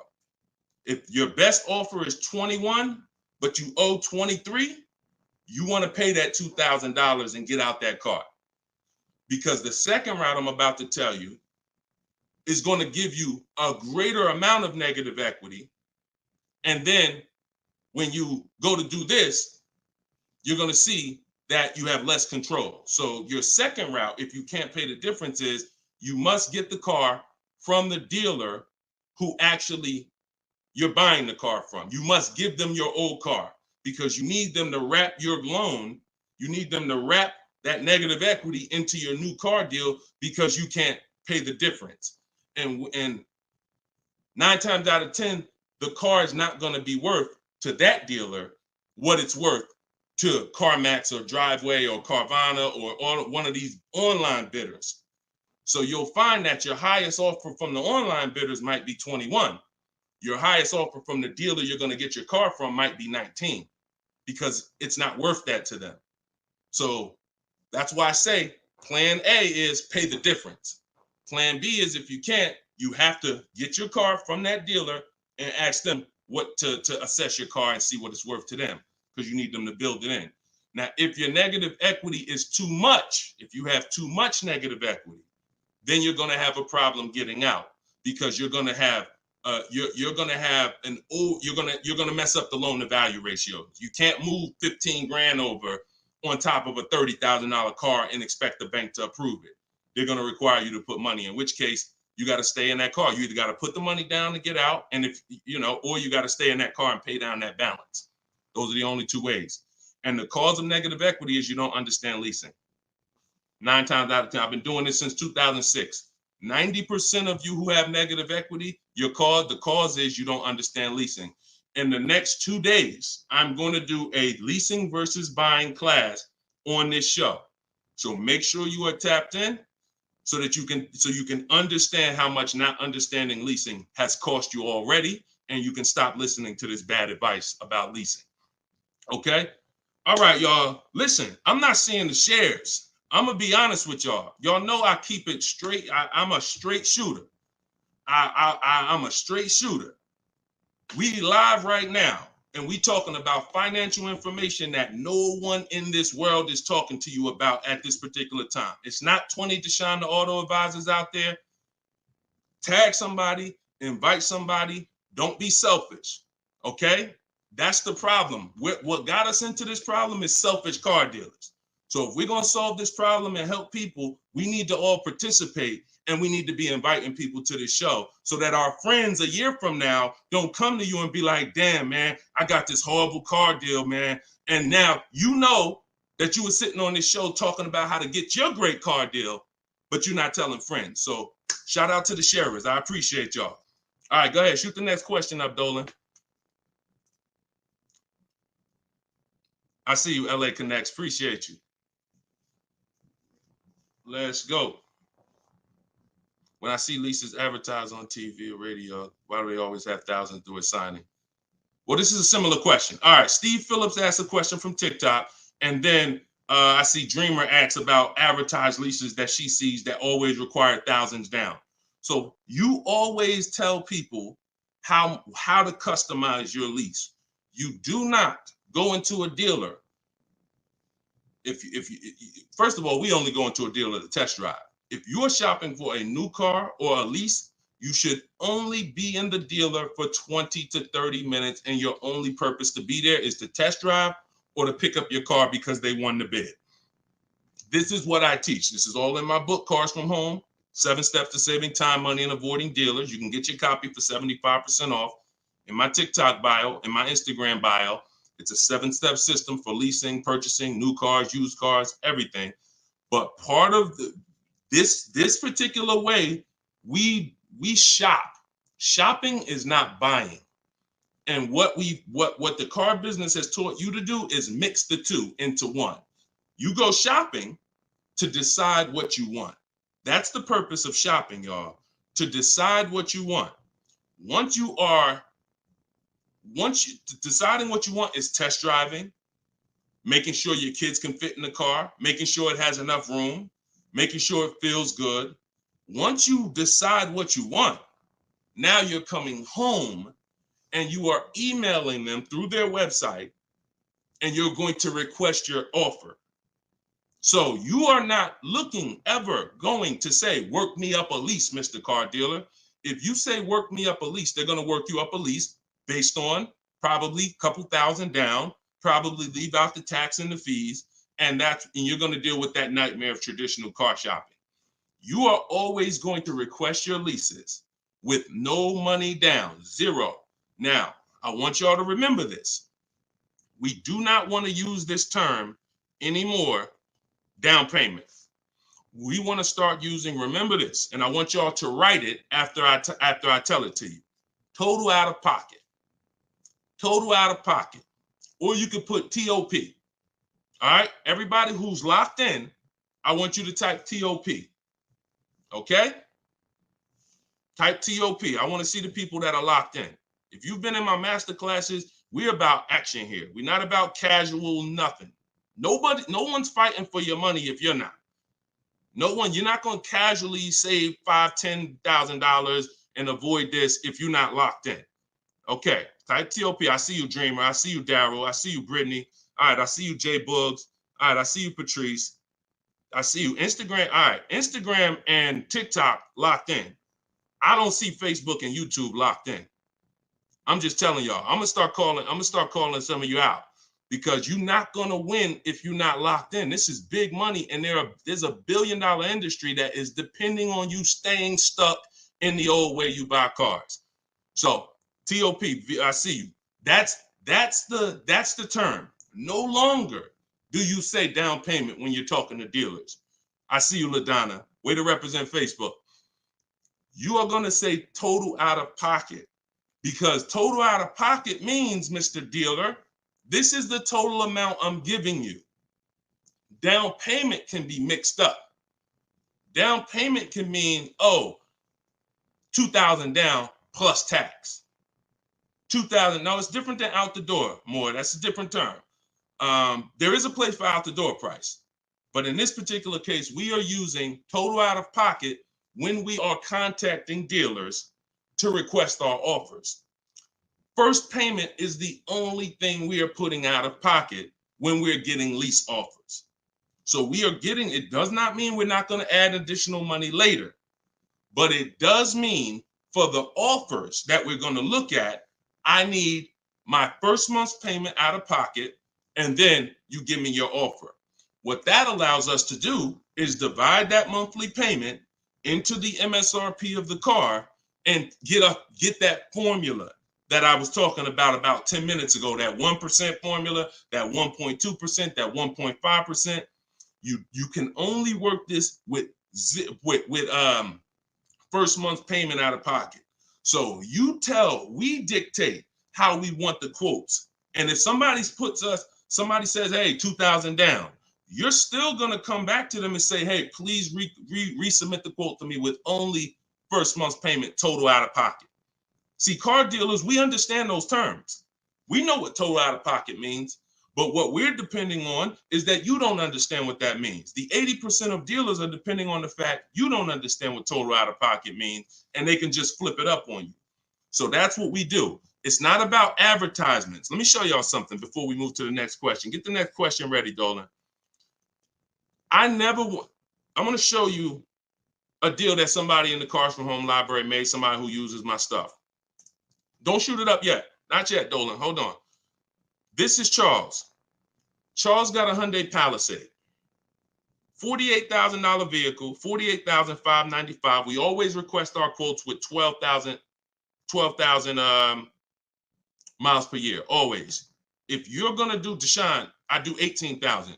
Then you're going to adjust your mileage after you find your best deal. You're not going to do quotes for 18,000, always with 12.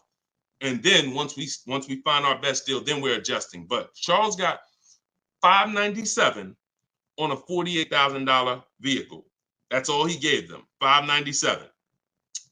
So if he had depended on advertisements, he'd never get this deal.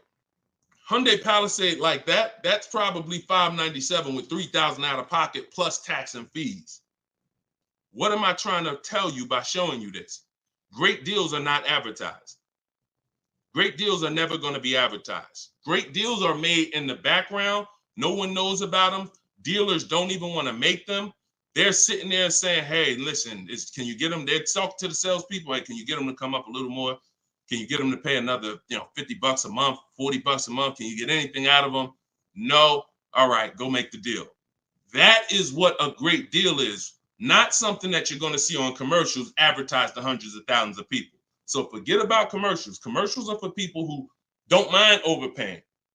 People who shop for deals the way I'm teaching you to shop, our deals are never going to be advertised. In fact, when you go pick up your car, they might tell you, listen, Listen, I'd love for you to send me some friends, but don't tell them what you're paying, because I can't duplicate this deal. This deal, I can't, I don't want to do a deal like that. So that's what we do. We customize our quotes. We don't let other people customize them. And you can do deals with no money down all day long. Go ahead, shoot the next one up, Dolan. Great questions so far. Let's go. Keep the questions going. Let's go. Listen, right now, we got at least another 45 minutes. We're going to get through as many questions as possible. So let's go. This one's from Instagram. How can a person with not great credit get a good deal? You got to understand, if you don't have great credit, the only thing you should be overpaying for is interest. You got to separate your car from the loan. Your bad credit or your not perfect credit is between you and the person lending you money. Not between you and the dealer. Not between you and you're sitting around and you've been in a car dealer. Who's experienced this? Matter of fact, don't say if you've experienced this. But I know some of you have, and I know, millions of people have. You go in at 9 a.m. to the dealership, you find your car, you don't have great credit. Now you're sitting there and you're waiting for hours for them to get an approval. You see people driving out with their new cars. Some people saw you walk in with them at 9:30 a.m. They done left at 12, 1 o'clock with their car. You still there. This is mixing the car with the loan. We don't want to do that. You got to separate the car. So the car is one thing. That's why we always want to make sure we're getting the car at a great price. You shop independently. You use a company in my book, I recommend Limbuzz for people who don't have great credit. But Limbuzz is going to require you get a good deal on the car, because you can overpay for the car and then you can hurt your ability to get the loan because you're overpaying for the car. So you must make sure you are using strategy, shopping multiple offers. If you're shopping for a used car, we could talk about that depending on if somebody asked the question. If you're shopping for a new car, whatever you're shopping for, you must make sure that you find the dealer who's going to sell it to you lower than anyone else. Now, once you find that, you're going to independently have your financing. And if you don't have good credit right now, one of the companies I recommend is Limbuzz. And Limbuzz will usually approve people that a lot of people won't approve. They work with a lot of people who don't have good credit. And then your financing, if you pay 18% interest or 15% or whatever it's going to be, that's between you and the lender, not the dealer. Does that make sense? So we must separate our transactions if we're going to win. All right? We must separate. Go ahead. Shoot the next one up, Dolan. Oh, and one thing. Here we go. I need to purchase a car in less than 2 weeks. Trying to determine lease or purchase. Easy. Who wants to know beyond a shadow of a doubt whether they should lease a vehicle or purchase? Type me if you're just like, Deshone, I've heard this, I've heard that, but I really want to know what's best. All right, All right, I see you, Tavy. I see you, Veronica. I see you on TikTok. TikTok is commenting fast. I need Instagram. All right, I see you, Patrice. All right, I see you, The Well Life. Perfect. All right. TikTok and Instagram is on point. Facebook and YouTube, y'all got to type fast to keep your hands by your keyboards. All right, Terrence. Okay, so here is the determining factor. In my book, I teach 7 steps. To 7 steps. It doesn't matter. The first step is the most important question. The most important question, I want y'all to remember this. It's tied to something I created called the 8-year rule. The most important question is, and I want you to answer it, for everybody shopping for a car, or if you will be, how many years are you keeping your next car? This is the first thing you ask yourself. This is the first thing when your family is looking for a car, your son, your daughter, your spouse. The first thing you're asking yourself is, how many years am I keeping the next car? So answer that question. What you're going to see is you're now, if you're learning from me and you're going to use what I'm teaching you, it's going to be a system. We're not winging it anymore. We're not randomly shopping and doing things based on, all right, I think I should do this now. I think I should do this now. My book, all of this is in my book, Cars from Home, 7 Steps to Saving Time, Money, and Avoiding Dealership. You can get yours for 75% off in my TikTok bio. It's normally $97, but for 30 minutes, you can get yours for 75% off. You go to my TikTok and Instagram bio. So I see you, Latasha, 5 to 6 years. Tavy, 5 to 6 years. All right, Crowsman, till the doors fall off. Okay, the well life, 6 or 7 years. Everybody answer that question. 8 to 10 years usually. I see you, Terrence. Brandon, Steph, 10 to 15 years. Okay, just bought the book. Hey, congratulations. Use it. Enjoy it and use it. Well life, you're gonna love it. And make sure you write me with your success stories. When you get your car, send me the deal. Congratulations. So 5 to 7 years. So now remember this. And don't try not to say something abstract. Like long as possible, that's too abstract. Like years. What's our goal? 8, 10, 15 till it doesn't drive anymore. Whatever. We want to get a clear picture. Here's why. This is going to be your first step from now on when you are car shopping. Asking yourself this question. We're still on the overall question, which is, should we lease or buy? That's the question we're on overall. Now I'm going to show y'all something that's going to help you understand why we asked this question first, and it's the depreciation scale. So I'm going to use this for you to understand. When you buy a car today, if I put a $30,000 car outside your house right now, if you didn't drive it, you don't drive it 1 mile, is that car worth $30,000 a year from now? You never touched it. You never touched it. Is that car worth $30,000 a year from now? Exactly, Dominic. No. Okay, Veronica. No. Okay, Crowsman. No. So we understand Wu-Tang Land. No. That's your first lesson on depreciation. That's something called the unseen expense. This is the expense most people are not trained to see. That's why they buy their cars and think, oh, I could just drive as much as I want, and it doesn't matter. I'm not paying for the miles. You are paying for the miles. Let's go deeper with this lesson. Now, if you don't drive it 1 mile, we all agree it was worth $30,000. A year later, it's probably worth $25,000. We didn't touch it. Now, if we drive it average miles, 12,000, it's probably worth $22,000. You know, if we drive it high miles, it's probably worth $20,000. So you see that no matter whether you buy or lease, you pay for the mileage. You pay for your usage. In fact, you even pay if you don't use it.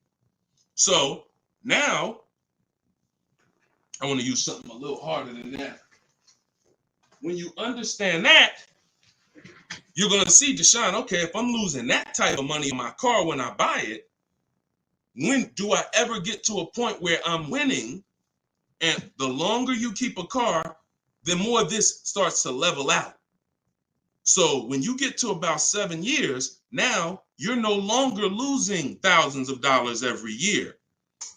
This is the purpose of the purchase, is to get to a point where your car is no longer losing value every year, and you can keep it, and it becomes something that is an asset because it's not taking money out of your house and you're not losing money. Now, the mistake is when you people who answered, if you're a person who said 5 years, 4 years, 3 years, 6 years, your mistake is buying a car and you trying to replace it while it's still on this type of drop. That's why you're never happy when you go trade your car. That's why you have negative equity, because the asset value is so low because it's dropping like a brick every single time for the first 5 years, every single year, first 5, 6 years. How do we avoid that long term? So every one of you that said, Deshone, 8 years, 10 years, you should be purchasing. Deshone, what if I'm not keeping it that long? You should be shopping for leases. because you cannot compare. Look at Danielle. Look at Danielle. Danielle's lease deal, she got $44,000 Audi A3. She's paying $550 a month. No money down. That same car, if she bought it, would be $900 a month. Every $5,000, some of you know, is about $100 a month on a 5-year loan. Depends on what the interest rate is. So that same car that she's driving for $550 would be about $900 a month to buy. So we have to understand, the leasing versus buying question is so easy once you just follow these parameters. You are avoiding depreciation when you get great lease deals, or you're avoiding depreciation when you buy and keep 8+ years. Anytime in between that and any other strategy, you are not avoiding depreciation. The unseen expense is what's taking the most money from your household, is the unseen expense. Everybody clear on that so far? If you're clear on that, type clear. If you're clear on that, type clear. I call this the 8-year rule. You will not, if you stick to this, you will win every time. And if you break this rule, you're going to lose every time. See, I can't help you get a great deal if you bought when you should have leased. Think about Danielle's deal that I just told y'all about. $550 a month on the Audi A3. Even the person who bought and they were paying $900 a month, even if they saved another $5,000, got a ridiculous deal off the car, which we could get. We help you get the best deal. That's no problem. But if you bought it, you're still $8-something a month. So if your deal is on the wrong foundation, there's no way to get a great deal. So buying versus leasing, the most important question, the 8-year rule, is your first step always. Okay, and I see a lot of people typing clear. So good. Okay, shoot the next question up, Dolan. And I know some of you are like, Deshone, I was taught all my life, don't lease. If you weren't keeping your cars 8 years, then those people who taught you that owe you some money. They're not going to give it to you, but unfortunately, they have cost you money. I followed your process and leased 2 cars. Your approach is easy and very transparent. This is Instagram. I appreciate this. The dealerships could not hide. Appreciate you. Come on. See, that's how I want every one of you talking. That's how I want every one of you talking. We're no longer negotiating to get our best deals. We are sorting and letting people come to us. It's oil and water. You got to complete. Why do you think I represent Unlearn, Relearn? Because I know the first problem I saw when I started teaching this in 2021, I started before that, but God blew me up in 2021. You know, we got 1.5 million followers on TikTok, and everything went crazy since then. We teach, but I was like, oh, people got so much bad information that they got to unlearn. I can't put good information on top of bad information. So you got to be willing to scrap that, realize it's cost you money. It's from people who don't understand cars. They might have bought 10 cars, 20 cars in their life. Now they think they're an expert. And that's just cost you. So you got to be willing to unlearn all of that stuff and learn the new way. And that's what we do here. So I'm glad. Enjoy. I'm so glad you're empowered, Coach Booker T. You're empowered. And that's what I want for everybody. Go ahead, shoot the next one up, Dolan. I have a Jag and need to downsize. All right, we'll get to you. I see you on TikTok. I have a Jag and need to downsize. Thank you, Brandon. Appreciate all the gifts on TikTok. Could y'all keep running the screen, the likes up, tapping the screen? If you're spending time with us and you're going to spend a couple minutes with us, can y'all just every couple minutes just tap the screen, keep shooting those likes up? We get TikTok's attention. We let them know we talking about things over here that more people need to hear. So appreciate all of you. I see you already. All right, this one's from TikTok. How long can you keep a car when you lease? Asking with miles. 3 years. 3 years. We don't do 4-year lease deals. Stay away from 4-year lease deals. When you are getting your offers, and we do this online, so we go direct to the dealer site. We don't go through a third party because they pay for those leads. We don't want anything that drives the cost up when it comes to us. We go direct to the dealer's websites. In my book, I have a link to all the dealer's websites. I teach you how to do a radius search, and it takes about 15 minutes to contact 25 dealers, because when we shop for new cars and leases, we use something I created called the 25 to 5 strategy. So we're going to connect with 25 dealers online. and then we're going to get 5 to 7 quotes from that. So we're going direct to the dealer's website. That also allows us to shop out of 25 dealers' inventories, because 1 or 2 dealers is not enough. They might not have what you're looking for. Now you're at the mercy of who has what you're looking for. When we connect with 25, we're typically going to be able to get 5 to 7 offers from that. So this takes about 15. It just takes about 15 minutes. But we don't want to, like I said about 10 minutes ago, we dictate how we want our leases customized. And our leases are always first payment out of pocket, total out of pocket, first payment, 12,000 miles per year. And then we are, we're doing 12,000. And once someone wins the bid, out of those 5 to 7 offers, you're going to see, again, like I said, between the Cars from Home book, between the Cars from Home video library, and between my coaching program, we've done this with about 8,000 people since 2021. I can tell you we have enough data to tell you this is how it goes. Once you get 5 to 7 offers, you're going to see at least $150 to $200 difference from your best offer to your worst offer. That proves, that's why I say 80% of dealers are overpriced. So once you see that bid, you're going to, but we dictate that 3 years. We don't let people present leases to us. We tell them, this is how I want the lease. And if anyone suggests a 4-year lease, even a 3.5-year lease is too long, because you're eliminating the benefits of leasing, which is switching cars every 3 years. I want the latest and greatest. I want to pay the pennies on the dollar compared to someone purchasing. And I want to be able to switch cars and most of the time be under warranty, depending on what brand you're shopping for. If you're shopping Chevy, if you're shopping Ford, if you're shopping most brands with a 3-year bumper to bumper warranty, once you go 3.5, once you go 4, you're out of warranty. So I don't even like going 3.5. If it's a ridiculous deal for 3.5, maybe, but I'm typically 3 years, 39 months, maybe, and that's in my template. We'll do 3 or 39 months. 2-year lease deals are rare. You don't really see great 2-year lease deals. But if a manufacturer has it, then a dealer would tell you. When we contact them, they'll tell, hey, we got a great 2-year lease deal. Are you open to that? Yeah, we're open to 2, but we're not open to going longer than 39 months. We're paying too long on a car we're giving back. Go ahead, shoot the next one up, Dolan. Great question. All right, I see you. Perfect. Great questions. All right, Facebook. What's the best credit score to have when looking for a good deal on a brand new car? It's no way to dictate that.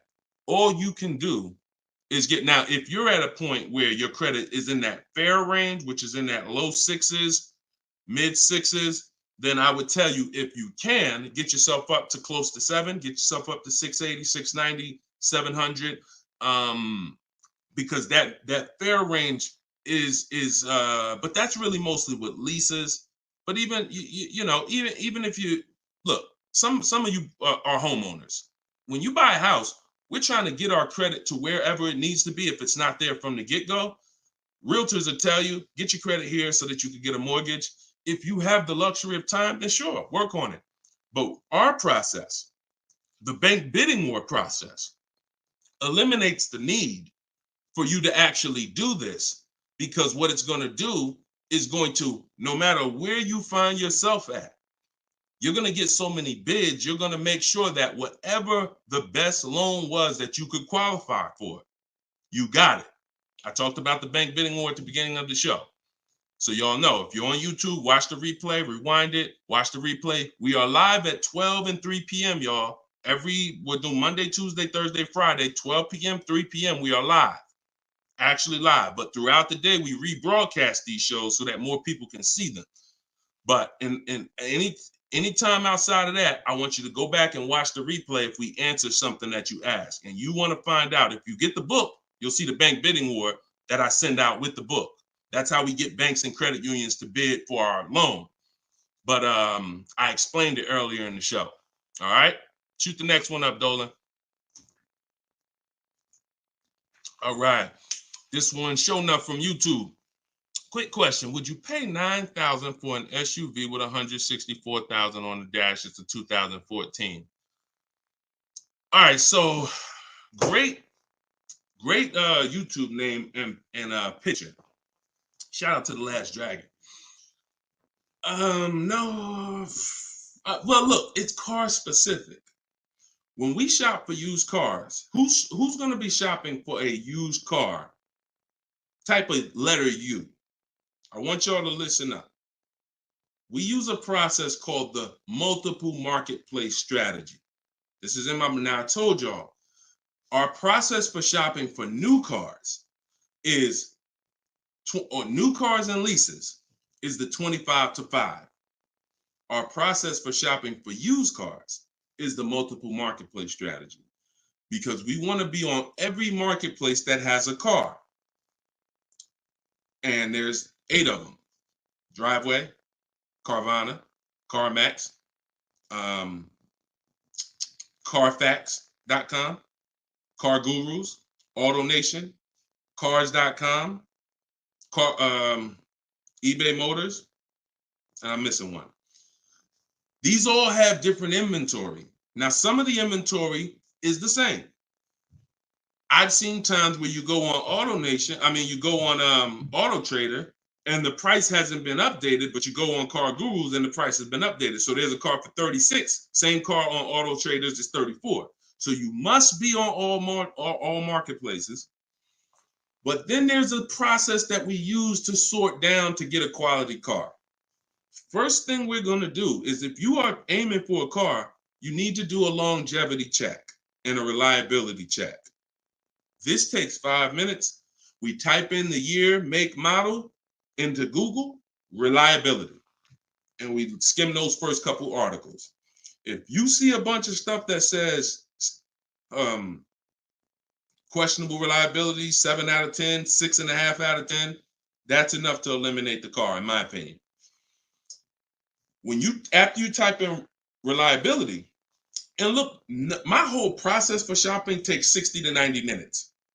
So everything I'm telling you to do are 5-minute things, 20-minute things, 15-minute things. We do this right from home. That's why the book is called Cars from Home: 7 Steps to Saving Time, Money, and Avoiding Dealerships. So now, once you do reliability, now you're going to do longevity. Longevity is going to tell you what the data says about that car long term. If it has transmission issues, if it's not known for lasting. Sometimes the longevity records on Google will say this car is known to last 200 to 300,000 miles. So that's the first thing. Thank you, Mr. Super. I see you. That's the first thing. Before we even look at a car and consider it, we got to make sure we do that 5-minute check. Now, once we move past that, now we're moving into our process of sorting down, because we could have a good car with good data, but we could get a bad car based on the previous owners. So first thing we're looking at is the Carfax. Carfax.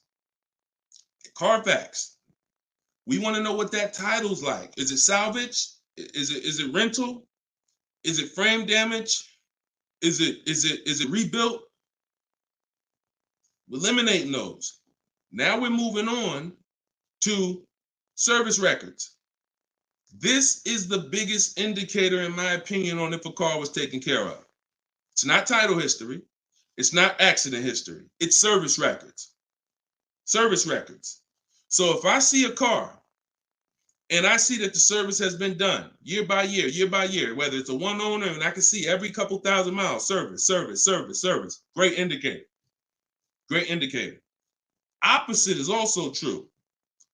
Hold on, Darryl, it's in my TikTok bio. You won't leave the broadcast. He said, how do I get the book? Go to my TikTok bio, click that link. You'll see a link for 75% off for 30 minutes. Grab your copy. It'll be in your inbox in a couple minutes. Okay? And everybody who's on here, you can get your copy for 75% off my new digital book. And I do updates. So anything changes in the market, I update it so that it stays fresh, it stays relevant. So once we move past service records, now we're moving to accident history. Now, all accidents aren't created equal. If you see an accident and it says airbags deployed, that's a deal breaker for me. If you see an accident and it says vehicle towed, that's a deal breaker for me. If you see an accident and it says vehicle drivable, minor accident, that's not a deal breaker for me. Depending on, I'll put it in my top 5. Doesn't mean it's going to be the one that wins, but I will put it in my top 5, top 7. So these are the things that you're looking for when you actually are shopping, trying to make sure the car is good. It's not just the year, it's not just the price. Forget about that. That comes later. It's not the mileage. Those things come first to dictate, is this a good car? Car could have 60,000 miles on it. If it has bad title history, bad accident history, no service records, it's a trouble car. So that's the system. As I said, everything I want you to do from now on is shop with a system. So you are not winging it anymore. You follow those systems. Again, there's no guarantees. But if you have a strategy and you're like, okay, I'm taking the steps to do my best to make sure that whatever I put my money in, I've done the due diligence, 9 times out of 10, you're going to win versus just winging it. Okay, great question. Great question. Shoot the next one up, Dolan. Oh, by the way, I teach a strategy where you might not know. I'm getting ready to give y'all some game.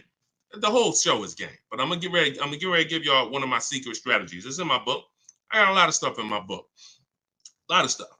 But a lot of you don't know when you're on these marketplaces. Keep that question ready. We're gonna go to that next one in 2 seconds. That Carfax, many dealers have agreements with Carfax. So when you're on these marketplaces, you might see Carfax, they'll try to sell you a Carfax. What we do is we bypass we'll go to the dealer's website and we'll see if they have a free Carfax there. Because if that dealer has an agreement with Carfax, that means every car in their inventory, they'll be able to get a Carfax on the dealer's website. I told you, we use Carfax because Carfax is the only one right now that shows service records. The other auto check does not show service records. And I will not buy a car, and I would not suggest you ever buy a car without seeing service records. All right? That's what we do. Go ahead, shoot the next one up, Dolan. What does residual amount mean? Well, that's the amount that okay, so let's say when you lease, there's a percentage you pay for, and there's a back-end percentage. The back-end percentage is what they want the car back for, and they're going to sell it and, make money. Now, we'll see if we can sell it. We always see if we can sell at least if we can make money. We do an equity assessment at the end, but the residual amount, let's just say the car is broken into 2 halves. 40% is what you're going to pay for, and you're going to pay interest on that 40%. And then the 60% is what's left, and that goes back. That's what happens when the dealer comes back. That's when you give it back to the bank, not the dealership. That doesn't matter to us. We do not shop based on residual values, money factors. We do not shop based on that. We get bids because we can't control that. I've had people in the years come in, Wall Street finance guys come in with their finance calculators, asking me the money factor. And when I give them the money factor, we're converting it to an interest rate multiplied by 2,400. And they're like, okay, they're doing all this math and it's not going to help them because all they're doing is one-to-one negotiating. You don't get your best deal doing one-to-one negotiating. You get your best deal by making multiple dealers submit offers and bids. So you can know the residual all you want. You don't know the rebates. What if there's no rebates? You don't know that. You don't know you don't know if I'm an 80% dealer and I'm not going to discount, or I'm going to mark my car price up $2,000 and then take off that $2,000 and make you think you won. But all I did was take off the $2,000 that I was overcharging anyway. So you don't know who you're dealing with. That's why one-to-one never works. Sitting at home and getting bids from at least 5 dealers. My way is the 25-to-5. We're going to connect with 25 dealers online on their website, send them my template. You can send them an email, letting them know what you want. In my book, I have links to my templates. In my video library, you're using all my stuff and you're not talking. We connect with 25 and we're looking to get 5 to 7 offers. That's the only thing we can control. We can't control the residual amount. We can't control the money factor. We don't shop like that. It's not going to help you. In fact, it'll slow you down and it'll hurt you because you're overanalyzing things that don't even matter. And trust me, I love numbers. I love numbers. I was in calculus in 11th grade, so I can do this stuff in my daggone sleep. But what I don't want is to teach you to do that because I don't do that. It doesn't take that. None of these people that you see, look, when you see Eddie, matter of fact, he bought, hold on. When you see, look, let me show you Benita. Benita in the middle of the pandemic. The reason why I always show Benita is because in the middle of the pandemic, She got a Kia Telluride when people were paying $5-10 grand over sticker form. Kia Telluride, $600 a month, 36 months. She drove out. It's like a $46,000 vehicle. People were paying $800 a month. Some of you may know somebody who's leasing a Kia Telluride that they got during the pandemic. If they didn't put money down, they're paying $800 a month, $700 something a month, minimum. Now, one thing people will never tell you though is the money they put down. So don't even ask them, because people tell you, oh, I'm paying $600 a month myself. They'll never tell you they put $4,000 down though. Never. So, but yeah, when you are shopping like this, you're getting bids. She doesn't know what the deal is going to be until she shops. And when she shops, she doesn't care about the residual value. It doesn't matter to her the money factor. None of that stuff matters. The only thing that matters is, let me get my bids and see who's going to win the bid. That's it. That's it. Go ahead. Shoot the next one up, Dolan. Let me put that banner back up. For all of you who just jumped on, this entire show is sponsored by my new digital book. It's called Cars from Home. 7 Steps to Saving Time, Money, and Avoiding Dealerships. I'm the author of that book. I'm also the creator of the Cars from Home video library and the Cars from Home coaching program. You can get your book for 75% off in my TikTok bio, in my Instagram bio. It's normally $97, but you can get your copy for 75% off by going to my bios and getting it, or you can scan the QR code or go to deshonsbook.com. 75% off for 30 minutes. All right. So get your copy. Everything I teach is in there, and you can reference it for life. All right. This one's from TikTok. We already did that one. I know you're snatching all the questions, but I tied that question in, even though you didn't post it. I tied that question into the other person who was asking about 0 down leases. All right. Thanks, Dolan. Okay. This is another one from TikTok. Lease mileages. Let's go Instagram. Make sure you're typing your questions. All right. Make sure you type in your questions, Instagram. We live every day at 12 and 3. So let's see. TikTok. Lease mileage 10,000 under allowable. Does that value when getting next lease? No. What you're going to do is you're going to do an equity assessment. You are not going to, how many people right now have dealers calling them, telling them to come in and they can get you out of your lease, or they could trade you out of your car and put you in another car? How many people have either phone calls coming in, emails, or you get mail? Hey, Leo, good news. We need your 2019 car. We have somebody looking for that car. How many people are getting those emails or those calls right now? When you get those emails, look, all of them, look, look, I do every day, Matthew said. Look, so when you get those calls, what they're doing is we have automatic algorithms, like automatic technology that generates these lists for us.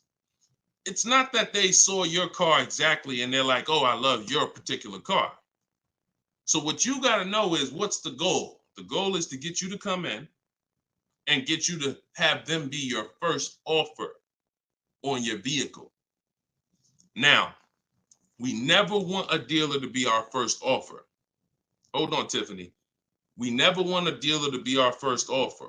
We want the dealer to be our last offer all the time when it comes to our car that we're replacing. So you're going to do something, Wanda, called an equity assessment. You're going to call the bank. You're going to ask the bank 2 questions if you're leasing. 1 question if you own. What's my payoff? That's the question everyone asks. If you're leasing, you're going to ask the second question. Do I have a third-party restriction? If they say no, then you need to write that down. If they say yes, you need to account for this. Once you hang up that phone call, you're going to do this equity assessment, which is going on the 6 websites I mentioned earlier: CarMax, Driveway, Carvana, Kelly's Blue Book Instant Cash Offer, AutoNation, Sell My Car, and Car Guru, Sell My Car. Every one of those sites, if they ask you, if you have a loan, if you are leasing, when they ask you, is the car owned, finance, leased, you're going to put owned. Don't put lease, because it triggers something in their website. They don't know how to separate third-party restrictions and not. And just so you know, for those of you who think you can't sell your lease because you have a third-party restriction, you're wrong. We sell leases with third-party restrictions. A third-party restriction doesn't mean you can't sell your lease. It means you can only sell your lease to a dealership that sells the same brand. So if I have a Nissan lease, I can only sell my lease directly to a Nissan dealer. And I'm selling and getting what? What's the best? What do we do? Bids.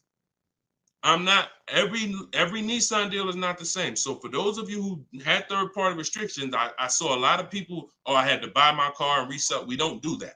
If you have equity, $3,000, $4,000, $5,000 in equity in your lease, you are now going to sell that car to a local dealership, and we're going to get bids. I have a script in my book for talking to used car managers and getting bids from local used car managers. Now, if you don't have a third-party restriction, it's even easier.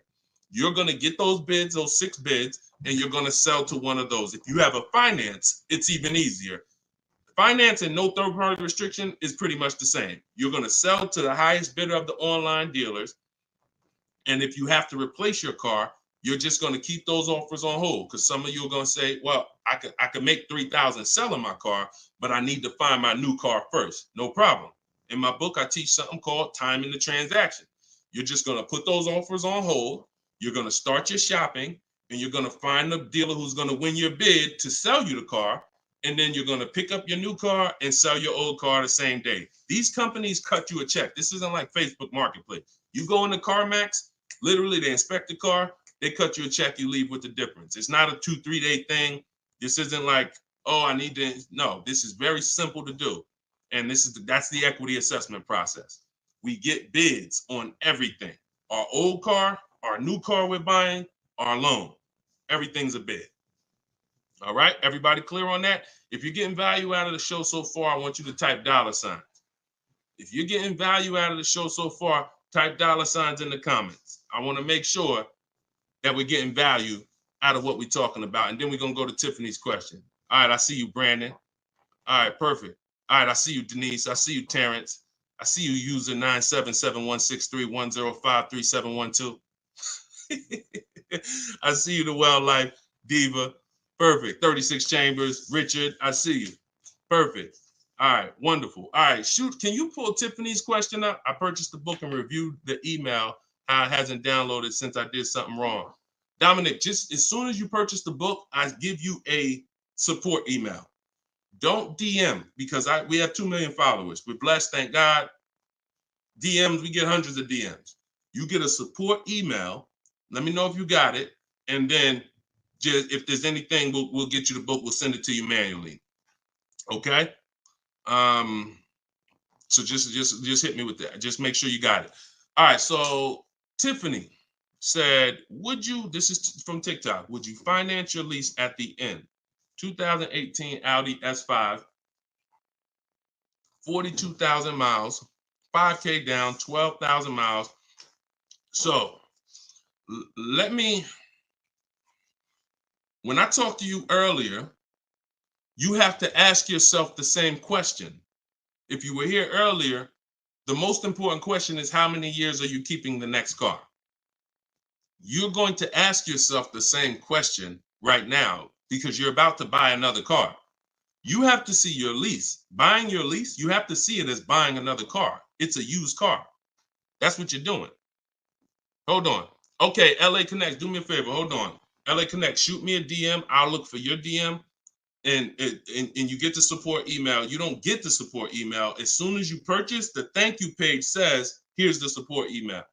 So, and check your spam and check your junk folder, okay? Because we got a pretty sophisticated email technology that is spot on most of the time. I'm not going to sit up here and tell you it's perfect, but I mean, we deliver a lot of books without issue. So sometimes it's in spam, sometimes it's in the junk folder.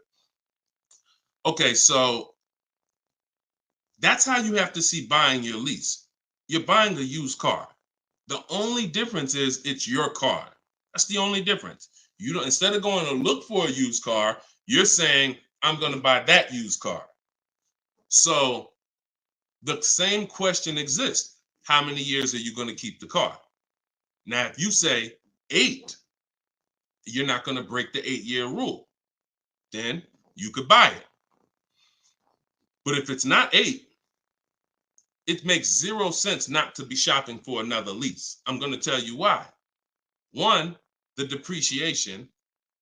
And I'll talk to you about, I'll do a quick scenario of, because some people say, Deshone, when I buy used cars, they don't depreciate as much as used cars, but you still pay more than people who get great lease deals, than people who get great lease deals. You're still paying more money, and now you're paying more money for a for a worse car. So, but when you are looking at these scenarios, most people are going to finance for a 5-year or 6-year loan to buy their lease out. But you've already had the car for 3 years. So you have to say to yourself, what's the likelihood I'm going to keep this car that I've already had for 3 years for another 3 years?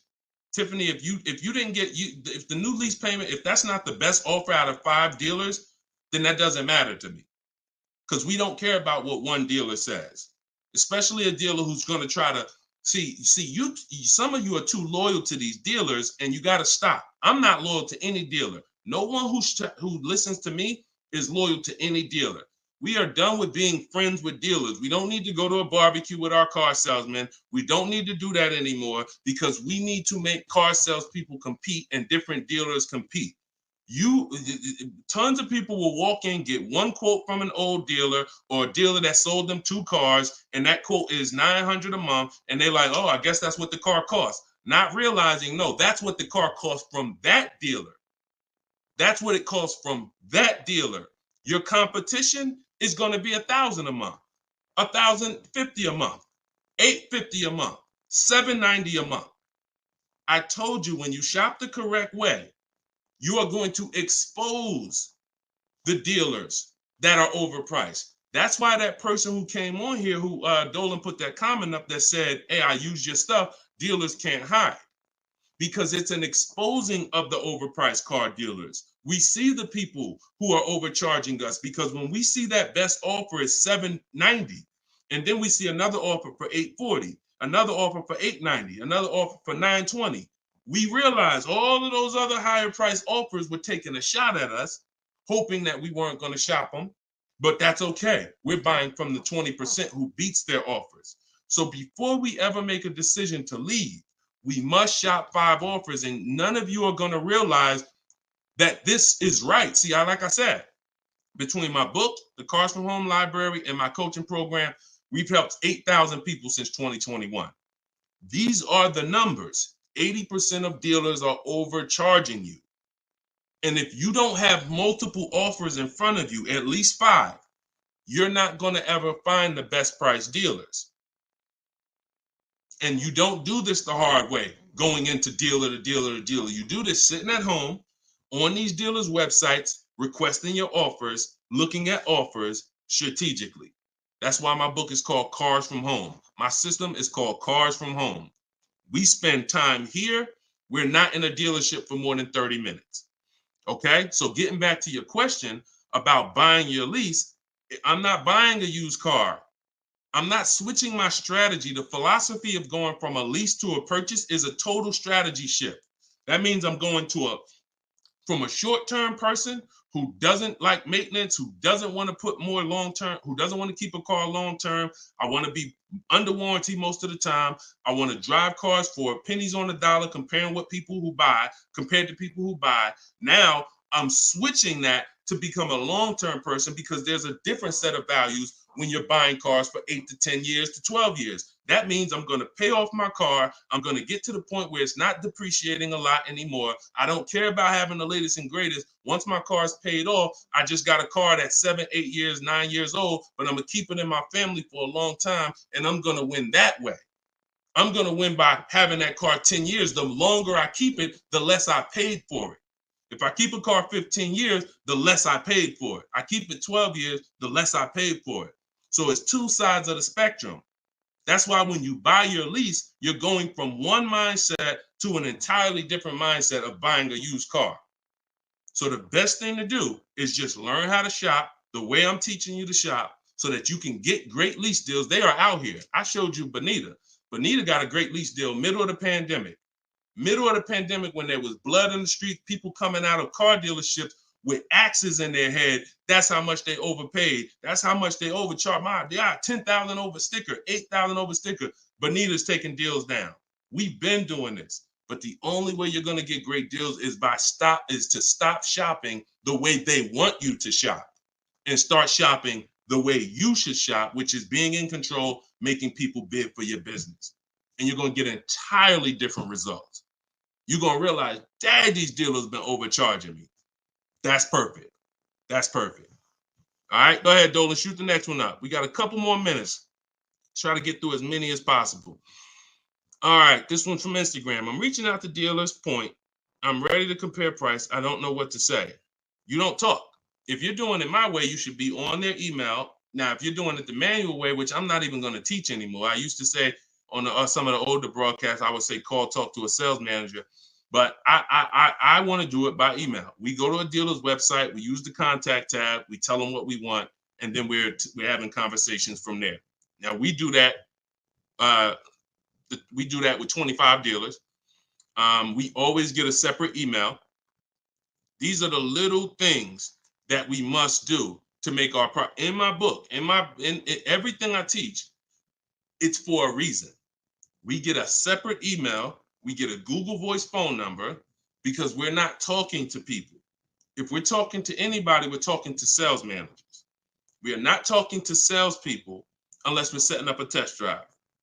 And even that, there's a way we do it. We want to talk to the most experienced salesperson. We want to talk to the person who has a great history, who everybody loves. We want to talk to the person because the wrong salesperson won't even have the car ready for you when you get there to test drive.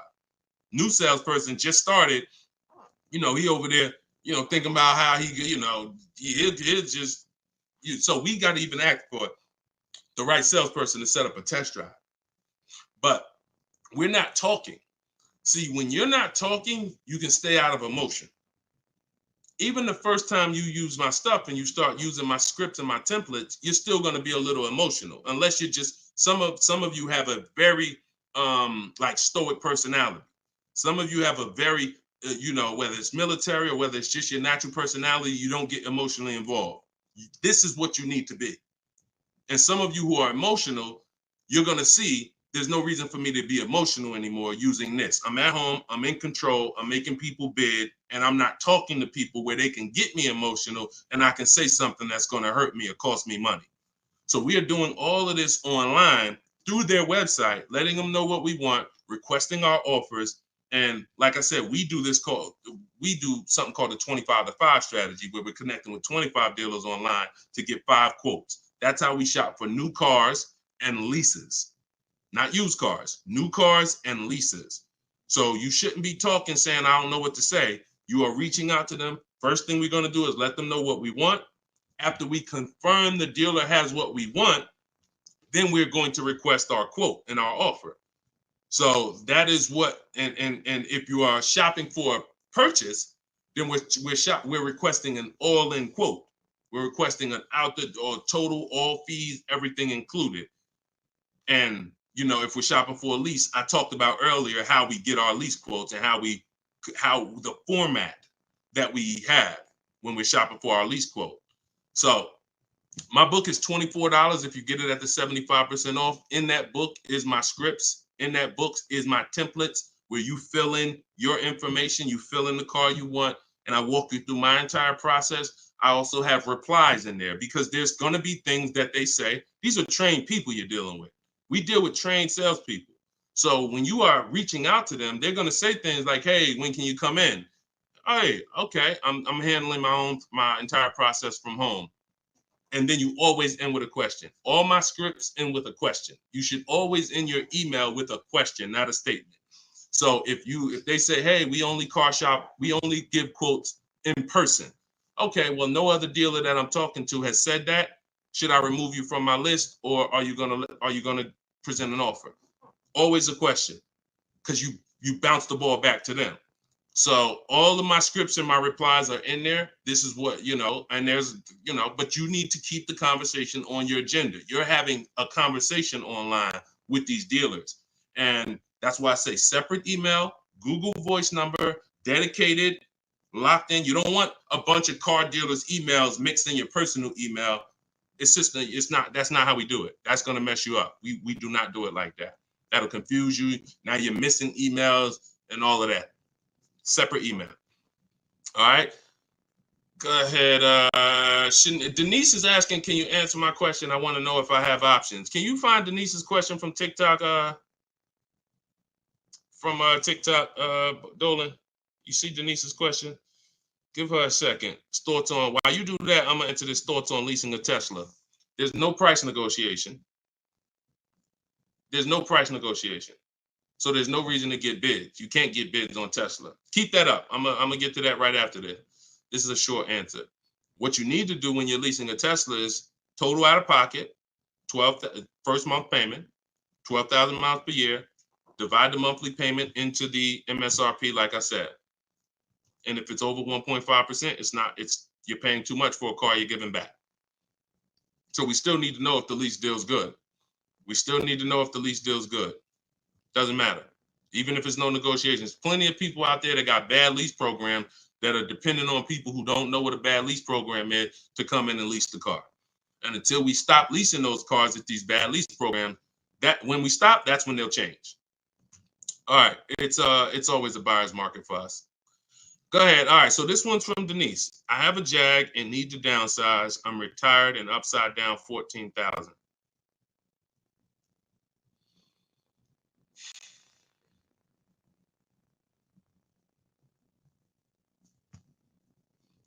See, here's the bad part about negative equity.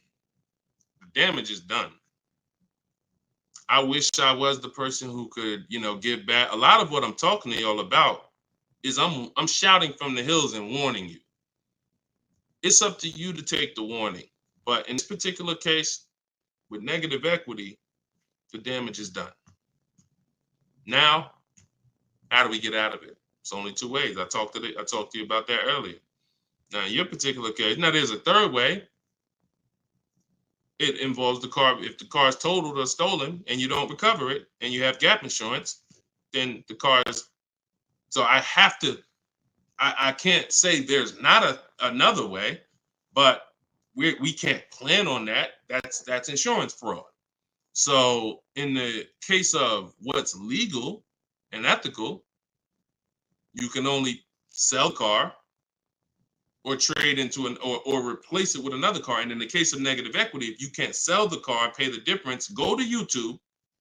After this, I spent probably 8 to 10 minutes talking about how to get out of negative equity. There's 3 ways. 2 of them lead to a new car, 1 of them doesn't.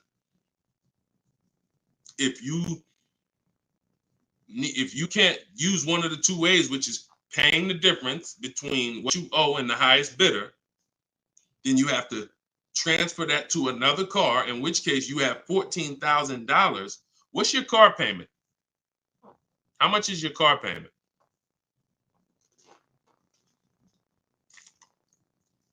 And if you need to downsize because you want a smaller car, okay, $769. If you need to downsize because what's the reason that you need to downsize? Is you need a lower payment, or you just need a smaller car? Lower payment or smaller car?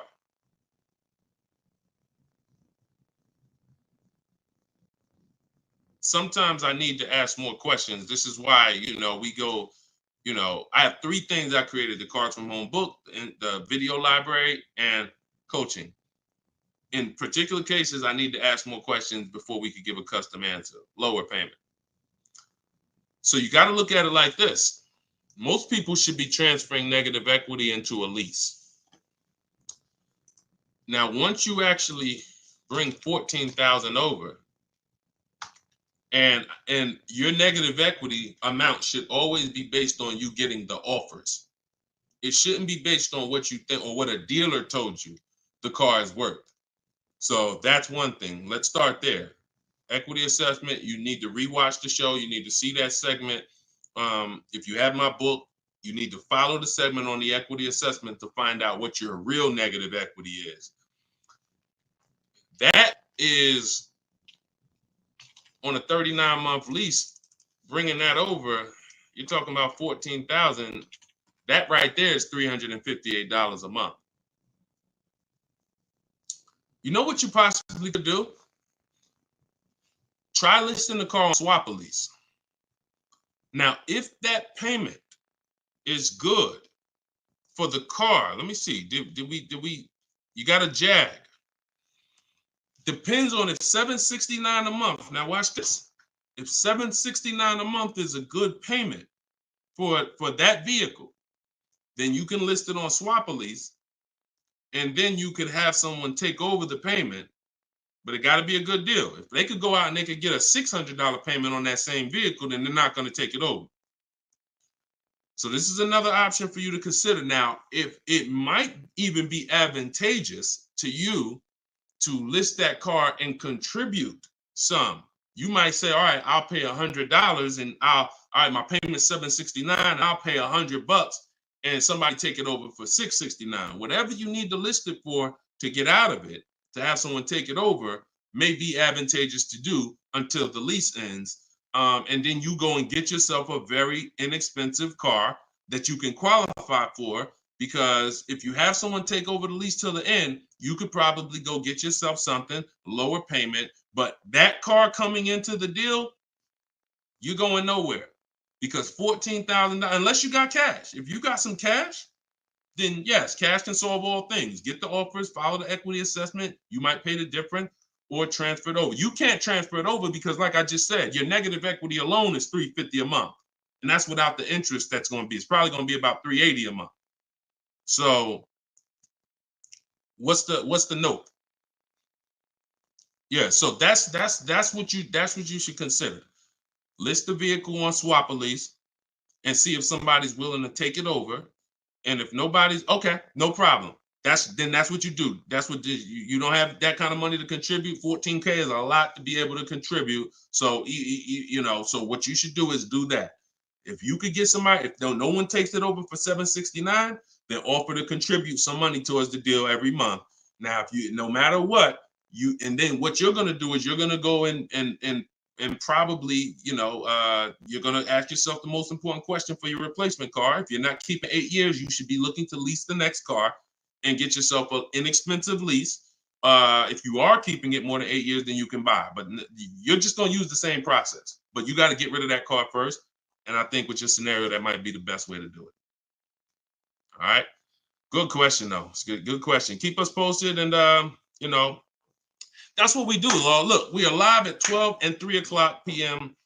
Eastern time, Monday, Tuesday, Thursday, Friday, which means we'll be back in a few for the next segment today. You can come back. We had a lot of questions. We're not always able to get to them, but you can tell your friend.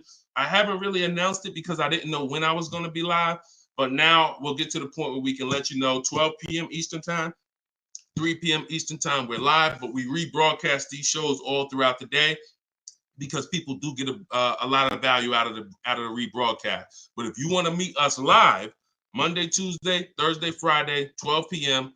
and 3 p.m. Eastern time, bring your questions. And if you didn't know, my book, Cars from Home, 7 Steps to Saving Time, Money, and Avoiding Dealerships, is 75% off for 30 minutes, part of our welcome offer. So you can get yours in my TikTok bio or in my Instagram bio, or go to deshonebook.com in the comment section on YouTube or in the comment section on Facebook.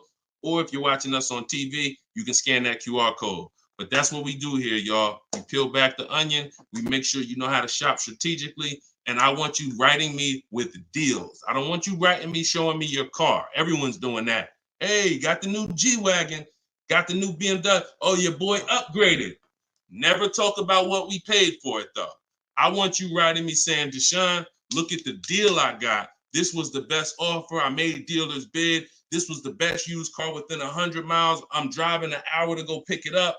When you're driving 45 minutes, an hour to go get your deal, that's when you really know you won. It's not always going to be that way. Sometimes local dealers will win the bid, but sometimes you're driving 45 minutes and you're driving 45 minutes because he's saving you $3,000. So that's what Cars from Home is about. That's what my book is about. You can get your copy instantly, 75% off for 30 minutes. And I'll see y'all on the next show. God bless.